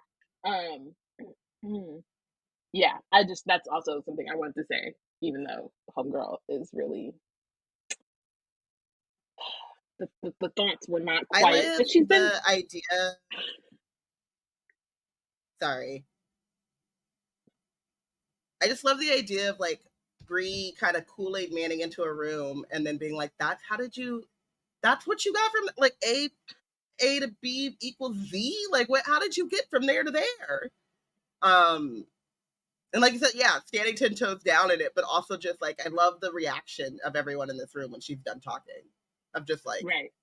We're not even done talking because Alice says no. Alice interrupts her and is like, before we get into like their reactions, I just wanted to say, talking about like writing of it, I respect that the character motivation stays the same and like how she's reflecting on it. Like she's saying, like she's still trying to escape the feeling of herself being a target of the Order, the Great Devourer, now this hunter. She just got another person on her list that she's on the run from, and her concern is like, oh, you know what? I gotta get myself together so I can help Nick because he's on the run from the Regents and the Order and the Morgaines and the Shadowborn.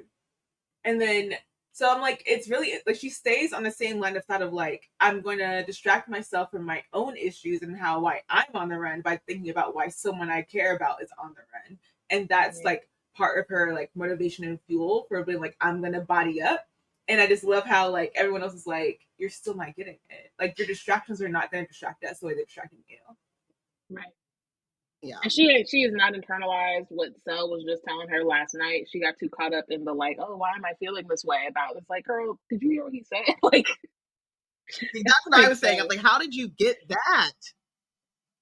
Did you not understand? Like, yeah, she wasn't. She's looking for distraction. And I know that it was such a like, I'm sure it was such a whiplash for them because their conversation that she walked in on was literally them being like, nah, we got to go on the run. We ain't got it. We can't go look for Nick. And she comes in like, I've solved it. And she just has not solved it. Yeah. And so they're probably hoping that she's going to say something along the lines of what they could, like, you know, they're probably like, oh, let's look her out. Maybe we're on the same page, finally. Nope. And I said, Two different books. Yeesh. Definitely not on the same page. So they're just like, look, we actually can't do that because you're in danger. You don't know how to control your route. There's not enough time to train for this at this point. Like, we have to run. And Bree is feeling betrayed. It's also funny. Sorry, just before you go too far into the next part. It's also funny because it's like, it's like she wants to build the plane while flying it as well. Like, oh, well, while we're looking for Nick, let's like try to catch some ESO so I can practice. And they're not saying like you can't train, but can you go into hiding somewhere and like try to control your route a little bit? Like, we're not gonna seek out a demon. Like, we're not seeking out demons. We're seeking out demons. It's just not. We're just not doing that. And like, and then also like, what did Isel do? You know, like you just tracking down Isels. They're minding their business. You know. And like also from what we've seen so far in this book, if they gonna find us, they gonna find us. Like, yeah. But also they're not rolling alone right now. Like every time a gate opens, it's like 6 of them. Like, what are you doing? Right. Alice can't even see them. So what are we really doing here? What are we really talking about? What are we talking about? And Sel doesn't have his Aether. He's cuffed up. Come on. I just William's only stronger than them 2 times in the day. Baka got a weird case. Why is he around? Like, why are we thinking about things that we can't do? She just was not. She was going on. She was just like, we can do it. We're going to do it live. It's fine. I got this. And they're like, improvisation. Have you ever heard of that? No. Improv? They said, I heard about like Second City. I think we can do it. Oh my gosh. Brianna worked out so far. So I was bleeding internally 3 hours ago, but it's worked out so far. Yep. She has won not a single battle in 280 pages. So she's feeling betrayed. At one point she tries to call the king card and Alice is like, you are not my king, so let's stop there. You're actually my best friend and I'm not about to let you run off searching for spare demons. Like, what's wrong with you? That's that main character syndrome right there. But just come on. So Stella's like, look, you have to run or you'll die.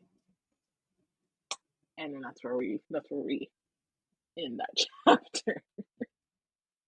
In the Game of Thrones, you win or you die. Exactly. She said, I guess I'm dead. And she's like, I'm the king though. Are you? Can you stay king without that's giving being like, in hiding? I'm a cheerleader. So I don't think but I I'm think that the works out king. being in hiding. You know? Okay. I don't care if you're on the run. Okay, Beyonce. As you said, Bree is smarting at the decision to protect her over Nick, even though when this day started, she knew where Alice and William stood on her decision to go after Nick over her going into hiding. Like, they were on that plane and she saw the disappointment on their faces. And so before she went on her sad wake up nap or walk or whatever, she was warned by Cell that, like, baby, we're not going to be doing that anymore. You had a direct warning from Cell, and you still are smarting from a decision that was like, it wasn't even hard to read the room. Like, that was already just like sitting out for you to look. It was so blatant.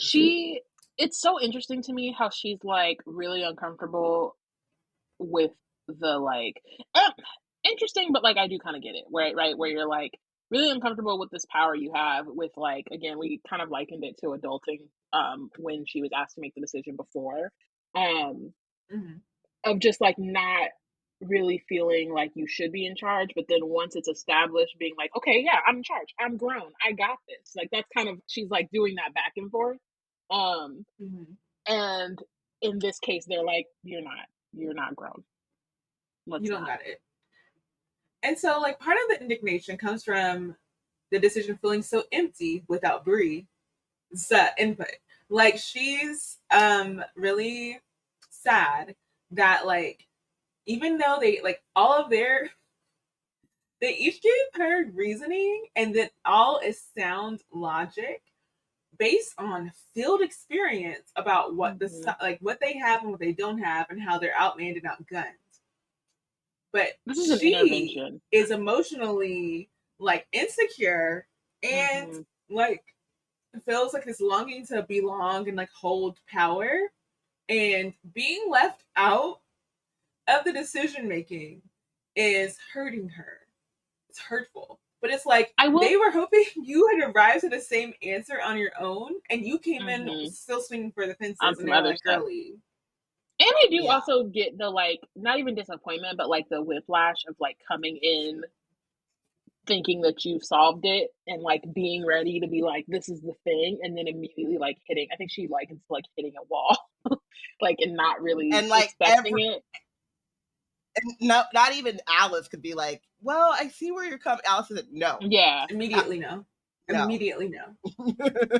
I see where you're going, and let me stop you right here and turn your ass back around, because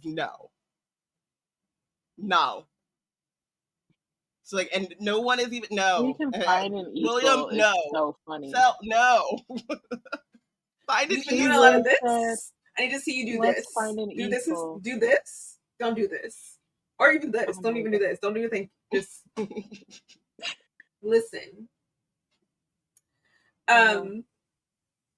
It's so funny because they need her to listen, but she's singing Beyonce to them, because what she's saying, and she's indignant about, is that like she just had a moment where she was like learning the offensive root magic, and she's like, they don't even understand, they don't even know, they underestimate my ability to be in here doing the offensive, but like, I got it, and like, girl, you just learned, you didn't even practice it, you just learned how to do it, you haven't actually tried to do the thing you just learned to do, but you're indignant that they don't know how strong you really are because you haven't even shared that with them yet. And you didn't even tell them that you unlocked it, that you figured it out. You just came in and said, you know what we're going to do? And like, I get it, because it also feels like in a way that they're reacting to her in the same way that the Order has reacted to her and her like power and like leadership, quote unquote. So I get like it's triggering her, but like that's the thing about triggers is like if you feel triggered, you need to sit with that for a minute. You don't need to act on it. You need to sit and like evaluate and then move if you can. That's what the therapy with Dr. Patricia. Why you should have like had more sessions with her because girly, it's not great. Thankfully, Alice, who's not a therapist but is her best friend and has like knows how to respond to her pretty well, is able to get through to Bree, like in like partially able to get through to Bree because Bree still gets smarting from the hurt of being told what to do instead of being asked what she would like to do and like take it seriously. And the way that Alice is able to appeal to Bree and get Bree to like kind of like get out of her gung-ho brain is to say and remind her, girl, you literally just died. Like not even 6 hours ago. You almost died. Yeah. And this is and I think it also helps that it. Sorry, I think it also helps that Alice is clearly not like she's also still freaking out about that. You know what I mean? Like I think like it's not just you almost died and I'm mad. It's like no, you freaking terrified me. I'm not gonna just let you jump into another situation. Right, and to smart on the smarting that Bree is already feeling is that like this is while on this track of the mission of trying to save Nick. We're here because this is the this is supposed to be our gateway into doing the original mission that you wanted to do, and that didn't even go well. Like even the things that we thought we had and were able to like move forward with in like effort to make your plan happen they're not going to happen. And the fact that you still want to like go on this mission, like we have to stop. I got to dead that because going on that mission is not worth your life. You have to we have to put your life. We got to put you first, and we can't put Nick over you. Like you got to stop that. Bree doesn't want it. She can feel a part of herself at the same time. Kind of like there's like she doesn't like it's like second in the text. Like just a couple words here, a couple words there. Where she like kind of allows for like she's right. Yeah, I did almost die. But she's not allowing herself to fully sit in that thought. She's still sitting in her hurt feelings. But she does allow I feel like Alice being the one that says this to her and the one like able to like sit it in a way where she gets it a little bit, allows for her to not feel as mad at Alice as she probably feels towards like the other two in this moment.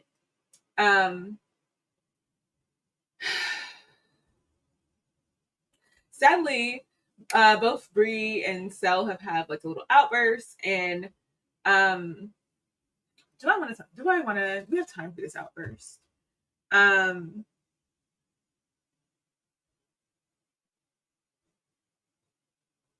So what Bree does is say, Nick is being hunted out there. He could die. Did you forget that part? And then he's in her face real quick because he's still a freaking like Merlin, even though he's powered down. And he says, "Say that again." And she swallows hard and lifts up her chin and then says, "You want me to give up on him?" And his lips curl back into a snarl. And she says, "I'm just as wrathful in her brain and says, I could save him, and you're telling me not to even try." And then his face gets even more disgusted with her. And he says, "If you think that's what I'm doing and why I'm doing it, if you think this is easy, then," and then she says, "Then what?" And then he backs away and shakes his head. And he says, "You truly aren't ready to wear the crown." And then William yells Cell went after him. And Cell does what he always does. He runs out. And this is like, to the trees. Right. But this is before Alice gets through to her. But like, so after Alice gets through to her, now both Bree and Cell are a little awkward around each other because they had this like crazy little outburst. So whenever the next day happens and they have to get like prepare themselves to go on this trip and get away from this not safe house, Cell is only around to keep everyone on task. He tells them what Jill Gill told them to do in the basement and they grab supplies and gear.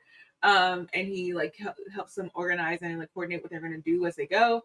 But every time there's people in the room, he's like, "I gotta walk off. As soon as I give them the orders, I'm out." Like he can't sit with his emotions.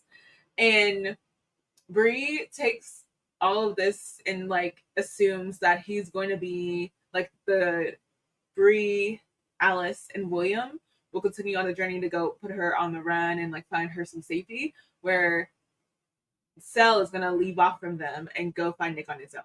So there's just like tension. Like they had they had tension of a different kind last chapter. This chapter is all about a tension of like, I don't know, perceived abandonment, and also like distrust. Like, oh, like you don't think I'm ready to be king, and like, you don't think you know who I am. It's a lot. And you know, poor Alice is like, I can feel what's going on in this room. I want to like, you know, make a couple of jokes in there just to lighten it up a little bit. It does, because like her like being around all this gear is like right in her newfound like I'm about this life kind of things, and it's like her whole new identity. So it does bring a smile to Bree's face, but it's a smile in a moment of like Bree still feeling very ruffled by everyone else's decision around her, and like especially by the fact that Cell might be leaving them to go. Well, which in her head is definitely going to be leaving them to go find Nick. To add to like the tense nature of all of this, Will shares like he comes into the room and he's like wearing an all black outfit, and he's like, do I look okay?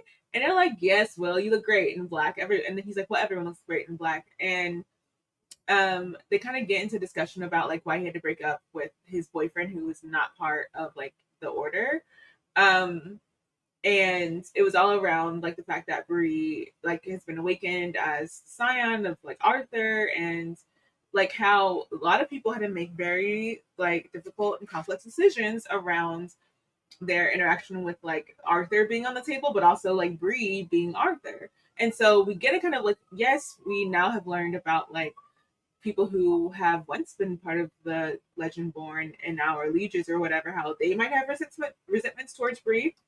But now we're getting even a peek into how people who are part of Team Bree might have their own like latent resentments towards Bree, and what her being her, but also Arthur being on the board and Camelon being imminent might mean to them, and how their lives have irrevocably changed, all because of like Bree being who she is, basically.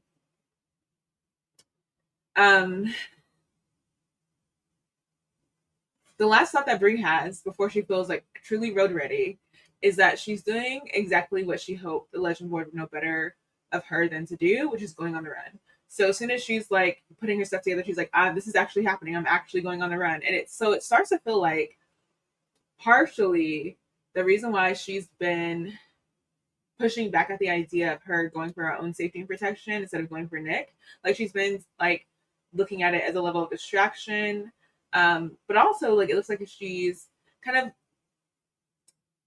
taken on the Legendborn like kind of functioning where they think of action and like getting in the fight and being part on the field, and that's how you show your worth as a Legendborn member. It sounds like she's taking her not being like in an action oriented role and being like going for protective safety is a weakness. And she's like a weakness of herself, a weakness in her showing how to be a king and what she would do with the crown. And I wonder if it's like she's not had Legendborn training like outside of like what she had to do for the trial, really. So does she feel like it's a counter to Legendborn training to retreat and protect oneself, especially if that oneself is the king? Like, what is she actually like fighting against when she thinks that the Legendborn? She feels a way that the Legendborn might think she's in hiding, and now she's actually going to hiding. She's reminded about the fact that she doesn't like it. They think that about her. I think she just doesn't want to feel weak. But like, yeah, like I think she thinks it's a weakness. Yeah. But is that like Legendborn policy? Right. I think she thinks of it as a weakness, but I think it also has to do with again, her not really like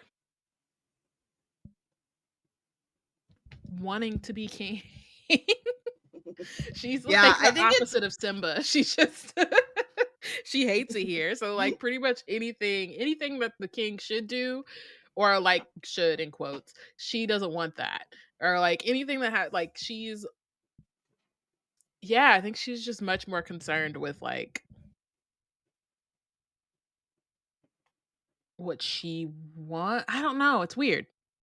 It's like she's trying to fit what she wants or trying to find what she wants within what she kind of has to do and yeah, she's doesn't trying to really know. justify it as like she wants Nick around. Partially, I think because if Nick is safe and Nick is he can kind of step back into that role of like king leader person.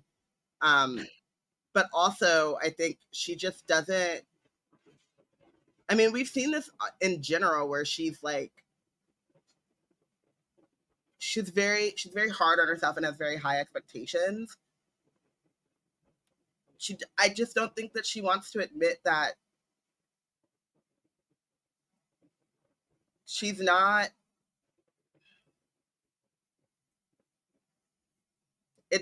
It's not smart for her to like do the heroic thing and be selfless in this moment.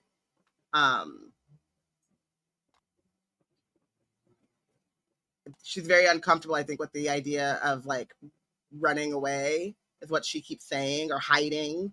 When it's like, you just got here, you're not Cell, you're not William, you haven't been trained and know the ins and outs of like, you don't even really know this world, you don't know your powers, and you cannot get to the level that you think you should be at while also doing this heroic thing. And I just think that like inaction, maybe because she spent so long in the like after Bree kind of haze or kind of fugue state, now she feels like if she has to stop all of like, if she stops and all, she'll have to like confront all this stuff, but also she'll never get it back. It might be a I don't control think that thing makes sense. too. Yeah. Yeah, of just like wanting to be in control and not really having like that not really being the case pretty much since she was awakened. But like she's also not really like she's not realizing that that's what she's doing either, so it's just like I think it's manifesting or coming out in a way that's like not really logical, even though whatever the feeling is behind it might make sense. But her conclusion, the conclusions she comes to don't.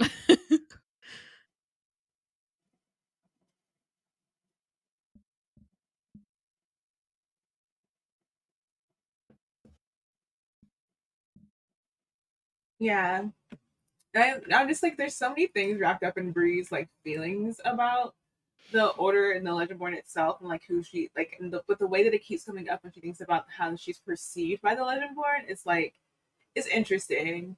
It feels, and that's something that like we all kind of learn over time, is like where we sit on the people pleasing part, and like, does she feel like she's somehow like running low in the opinions of the Legendborn because of how like they perceive her to be in like hiding, like that's something related to that.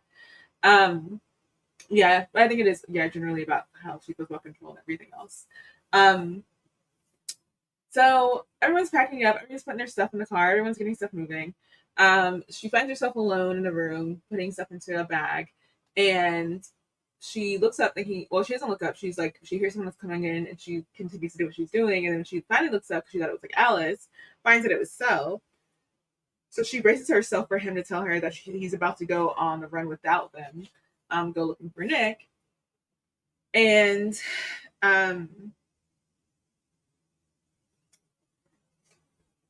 he says, for as long as I can remember, my life has been pledged to keeping Nicholas safe. Bree says, I know, I understand. And he says, no, you don't.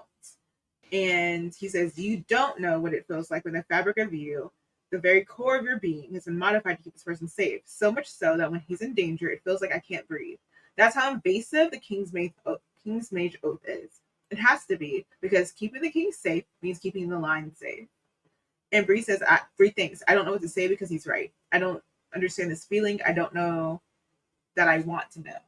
And something about every moment that Cell emphasizes his oaths, especially in relation to like his relationship to Nick in front of Bree, makes me feel like possibly Selwyn does protest too much. Like he's trying to like make sense of how he feels for Nick, and it's probably something he's wrestled with his whole life. Is like, do I actually feel this other kind of love for him, or is it my oath in the way? And then like him feeling what he feels for Bree, he's like, maybe if she understands that what I feel for Nick is wrapped up in my oath, she'll understand that the way that I feel for her isn't so much so, and that she's got this different kind of relationship with me than that I have with Nick. Like this, like whole trying to figure out their emotions for each other kind of thing, right?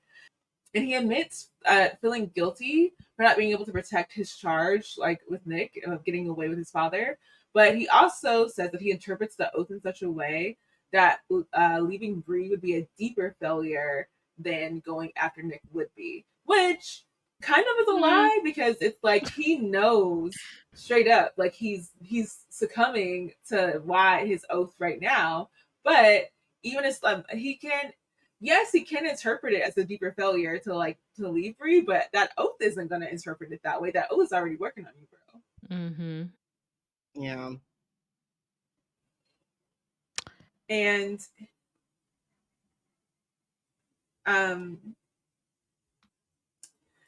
after he confides this stuff to like Bree, she shuts her eyes and shakes her head, and she feels a dizzying feeling in her stomach when she hears the passion in his voice. And he tells her no, and he lifts her chin up with his finger, and he says, "Come back from wherever you go to hide. Look at me." And she opens her eyes to find him looking at her, with uncertainty pulling at the corners of his mouth. And she says, "I'm not hiding."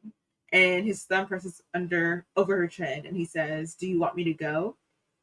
She looks away, but then his voice draws her back to look back at him. "Bree, do you want me to go?" And her voice is quiet but sure. "I don't want you to suffer because you aren't fulfilling your oath. I already told you, protecting you and William is enough to hold me together, and you didn't answer the question." She sighs and shrugs. "No, I don't want you to go." And then he says, "Was honesty so hard?" And she said, "You were furious with me earlier. Why?" "Because, silly thing." And then he draws his finger along her jaw before pulling it away. "You truly thought that I would leave you." And she says, "We fought." He smiles and says, "We'll always fight, I think." Yep. No one can like, this is she a says, podcast. We're all just like,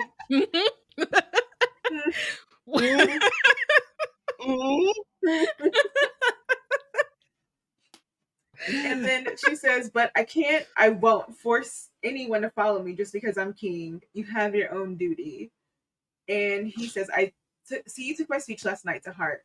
And she answers, "You said to protect me out of obligation. You said that you protect me out of obligation."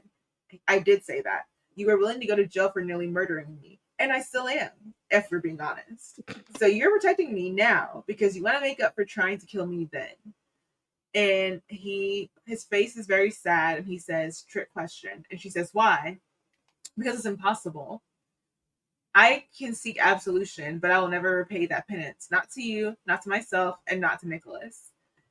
And then she asks, "Why would you have to make it up to Nick?" And then he's like, a rain check. Can we focus on my dedication to you and how I just professed it for you instead? I just realized this is what made me like remember, because we obviously talked about it during Legendborn when he tries to kill her and about how Nick can feel that. But I don't think Bree knows that. I don't think she ever got that like other level of what was happening there, now that I think about it. Mm-hmm. So that's fun for her. or for them, I guess. Yeah. I love that overall this is a conversation about like Estelle's been doing this whole time. It's like trying to make Bree to stop running away for her emotions towards him, and that like he's also having to deal with the fact that he's upset by her every romance novel does this. There's always a major miscommunication somewhere in the romance, and this is theirs. Is that like they don't own up to their feelings, and then that leads to them having ill feelings towards each other. And partially Bree's happy to have ill feelings because it keeps her distracted from having to actually reckon with the fact that she's in a love triangle. But it also keeps their relationship murky for her, and she doesn't like that murkiness, but she doesn't go about clearing it up very well either. Whereas Cell is like, answer me, but also I'm gonna go to my trees. So it's like it's not great.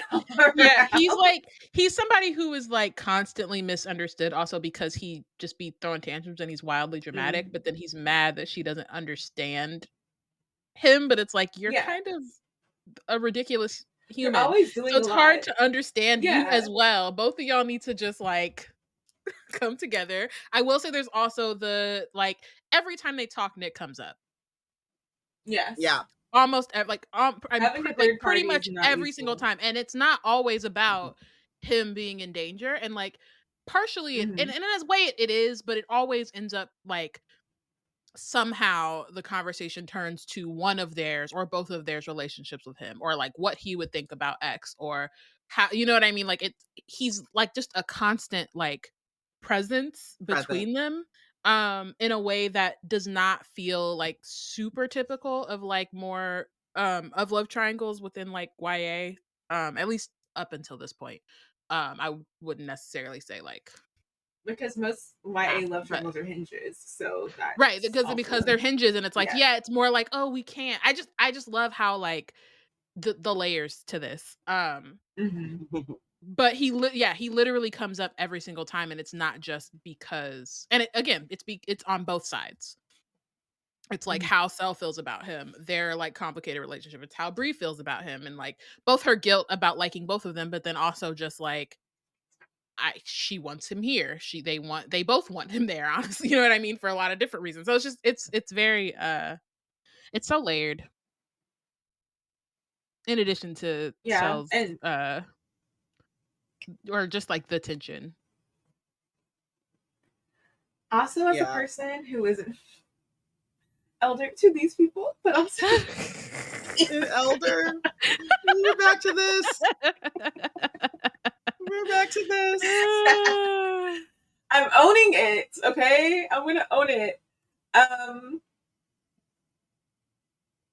Like something really crappy about like being in relationships that are not clearly defined yet is having to interpret people based on their actions in their words. That's for everyone, right? Like that's how everything is.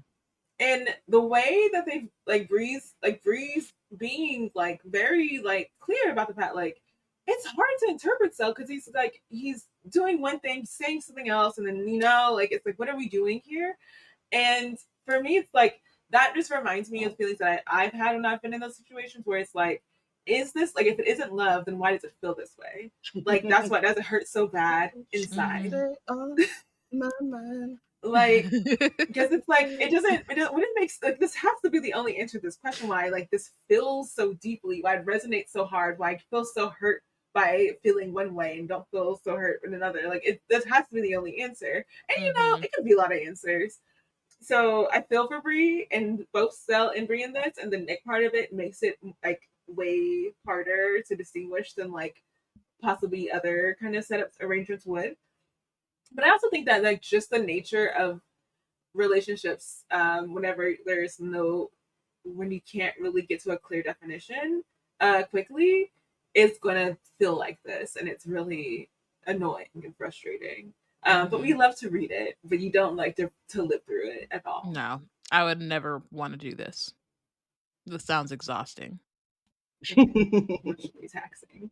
I would give up, not gonna lie. I'd be like, you know what? Seriously. I recuse myself. Actually. Right? None of it's not that deep. You're not that cute. You're not that cute. I'm not that cute. Bye. I got stuff to do. I got other things to think about. Let's just call it now. Call it here. You know what I choose? I choose me. I choose to not do this, and I choose to only choose my peace. Yeah. So this chapter ends out with them like having this serious discussion, but also poking fun about the so did you prepare the speech? And you know, they joke about like, oh, you know, I'm a like plastics major and blah blah blah.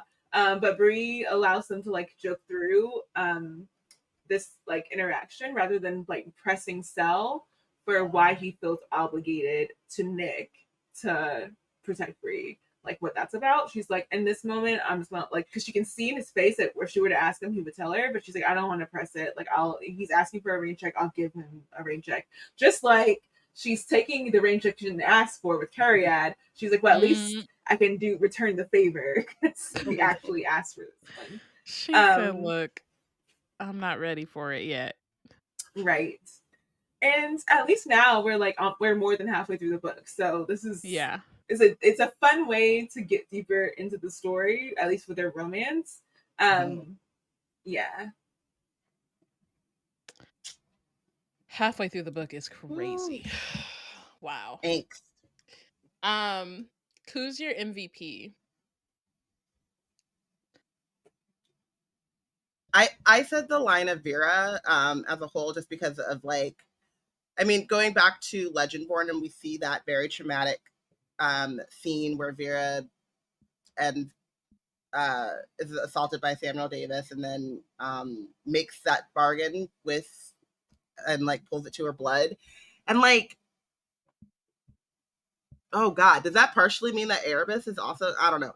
No, I think it's separate. Bree got a lot of magic stuff happening in her.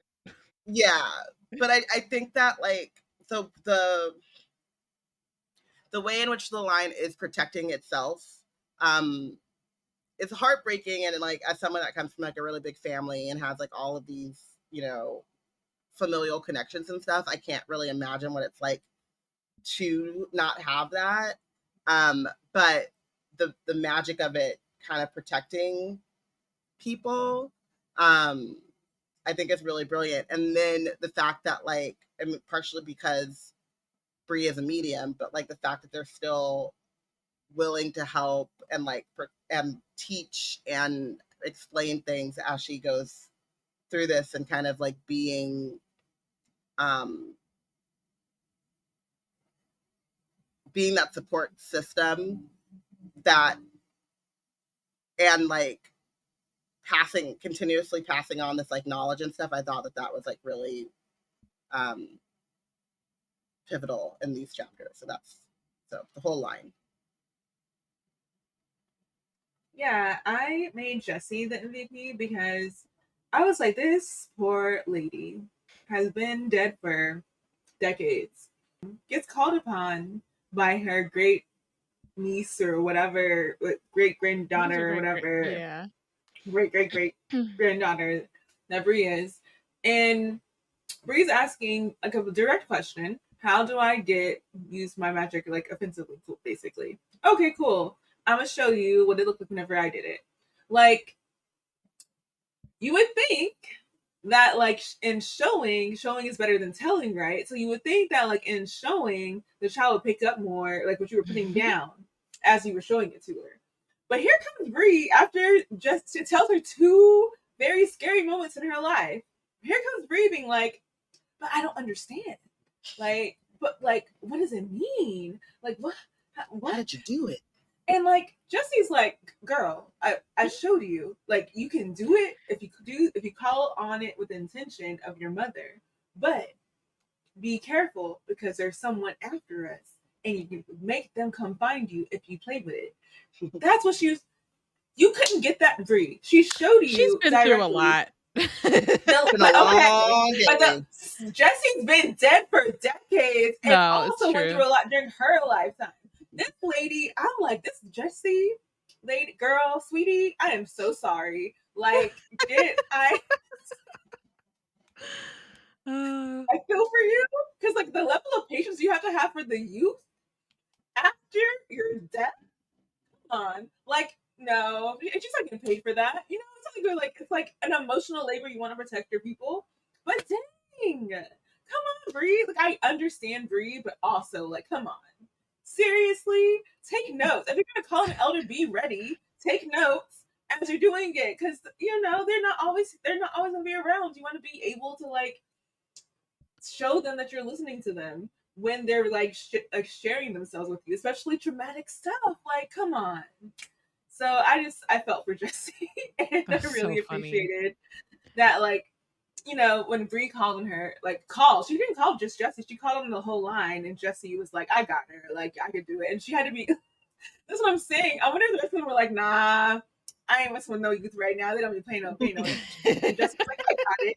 And then only for Jessie to go do it and be like, okay, I see what they was talking about. Because the girl ain't paying. She ain't picking up what I'm putting down. Not picking it up. She's not quick on the uptake. No. I made Alice my MVP just because, like, this whole time she's just taking care of Bree. She's like the clothes, the food, the safety pin and the burner phone, the like telling Bree, no, actually, you're not about to go hunt an easel. Yeah, it's like, even though it's not like she was like the most active, because like the section is mostly Bree and Cell, but like every moment that she's there, she's taking care of Bree, and I feel like that was some real best friend shit, you know? Even with the hair products, you know? Yeah. It's the little things. It's all of that. She's just like, all right, she's gonna need this, she's gonna need that. And, you know, still dealing with her own.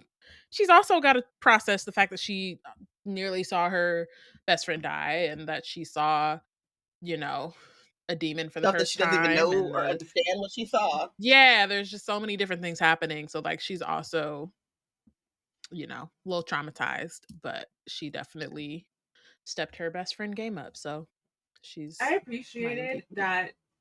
Speaking of Cell, is that like whenever they had their ick moments, like early on in this episode, like, and I don't know if we got into it, but like whenever Cell was like, I can smell blood, and both Bree and Alice were like, ew, and then like they were they were synchronized in response for a moment, and then Cell was like, they got the ick from him, he got the ick from them being synchronized, and I just thought that was really funny, and I love that Alice was like playing along with it like that, even though she's like literally icked by Cell, she was like, this is also kind of fun to be like a bestie for a moment. Yeah. Benched. I had to bench Bree and Cell because I just need them to get it together. Maybe I've been watching too much Love Island and the angst is not hitting the same way. Maybe it just felt extra ridiculous. But like, you know, just actually communicate, say what you need to say, or don't bring it up and just don't speak. But this, like, they keep poking at each other and then it's not helpful. And again, like, there's demons out here, like there's just bigger things going on. I just need y'all to really just deal or don't, but like, we can't do this back and forth. I love it. I do, but also please give us, I just needed a break. Just please, just take a breath. And they were both equally at fault for that, though. They both equally had to sit. Word. I knew that as soon as Bree said that she was gonna hunt for an easel, that I was gonna bench her. I was like, you know what? I'm gonna just need you to sit down, because you literally almost died multiple times. Like, we talk about Nick being a damsel, Bree has pretty much been a damsel this whole book so far. And like, yeah, I'm not to victim blame. This isn't victim blaming at all, actually. I just need her to be for real about where she's at and what her situation is. And like, up until this point, she's kind of been on this track, but obviously there's been no downtime. So the villains have been villaining. In this case, she hasn't had any good REM sleep, but you know that really affects her. Yeah. There's a lot going on. So it's like, it's not.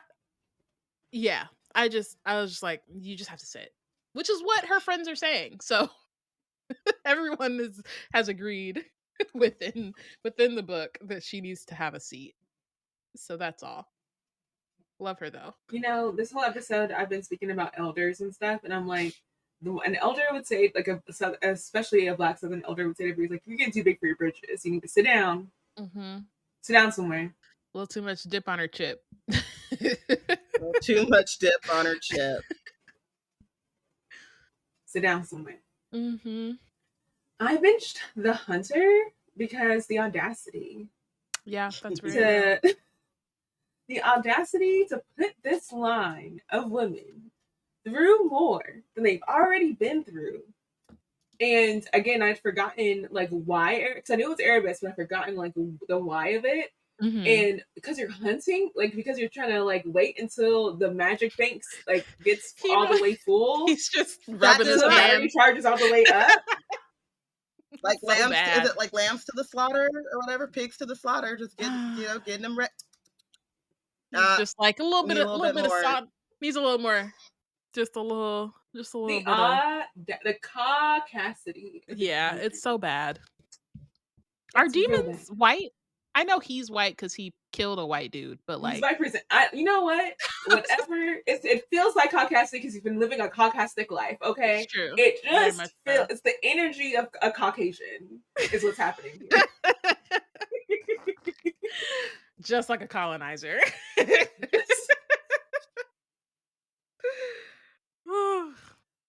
And that's why I'm like, I feel like if I can't, because like I feel a little bit again, I identify a little bit too much with being tapped in to having mixed messages from someone. And I'm like, I can't really fault them. Like we all go, like if you get into it, you go through it, and I get it. It's tough out here, fine. But like, if I'm gonna tap into someone, the bench is gonna be the closest colonizer I can find, and that was Well, maybe he's not. Maybe he didn't take somebody because he's only pretending to be a Merlin. So maybe he only has to mesmer his already demon abilities to make them look more human. Maybe he's not. But I thought I don't know. It doesn't really matter at this point. That would presume that he's just been living in this spot for however long Erebus is supposed to be, and then he'd have to be a child and grow up, so he'd have to have killed a bit like a baby. Yeah, I don't know. He's doing a lot. He killed whoever Erebus is. We need, like hopefully in the. But I want to know the timeline. Like, what's the timeline of Erebus being killed? But the idea that this demon could come back as like because the way in which they talk about Merlins like growing up to be, they kind of groom them. He's old. He ain't that. Yeah. But also, like, did he mesmer? Like, was he full grown whenever he just took on the identity of Erebus, and then like he like kind of mesmered everyone around him into being like, he's always been here. He just looks, he's like 17 now, but like we've always remembered him being. I thought he was a Gorchel in that form. He's but I feel like Jesse described the two demons and they looked different, and I was like, oh, maybe they look different. Changed his hair, but they look different. So those were two different people. And then I guess and then he was talking about how he went through the thing with Cell's mom. So maybe whoever was Erebus, he killed them before going through the Merlin Academy or whatever they call it. Keep their memories to a certain extent. We just need the deets on Erebus because he's everywhere. He's everything everywhere all at once. That's what it is. Like, I assume we're gonna learn more. I mean, oh my god, more, ew! So. He's like, what's his name from Wild Seed? Dara. Oh, yuck! Doro. Gross. He's the worst. He's the worst villain. Speaking of villains. He's actually the worst one I've ever read. Okay, moving on. Thank you on that note for listening. Join us. Well, first, we're halfway through the book, as Porshèa mentioned. So, like, maybe take this time to get your votes for MVP and benched out. And we had, shout out to Ish, sent a whole little quick breakdown for the last few chapters and was just like, here are my votes. So like do that. We also have the link to the form in our show notes. Let us know your MVPs and bench, and then we'll tally it up at the end and like, who won, who lost, all that stuff. So yeah, just a reminder. We also, before our next episode, when we are discussing chapters 31 through 33, we will be celebrating the release of Amari and the Despicable Wonders this Saturday. The book just dropped yesterday as of the release of this episode. So join us. BB Alston will be there for some time. We'll ask some questions. We're going to play some games. We're going to do some reading sprints. So yeah, we're really excited to talk about the book, start celebrate the book's release, even though we're not going to get to read it on the pod for a little bit. So yeah, it's at 1 p.m. Pacific time, 4 p.m. Eastern. You should be there.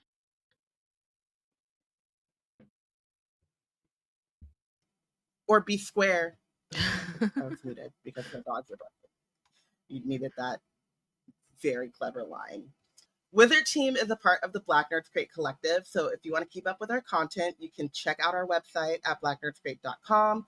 Follow us on Instagram and Tumblr at Wizard Team Pod and at Black Nerds Crate. I would definitely go check out our Instagram because there is some fun stuff aligned with the Amari stream that you might want to, join in on.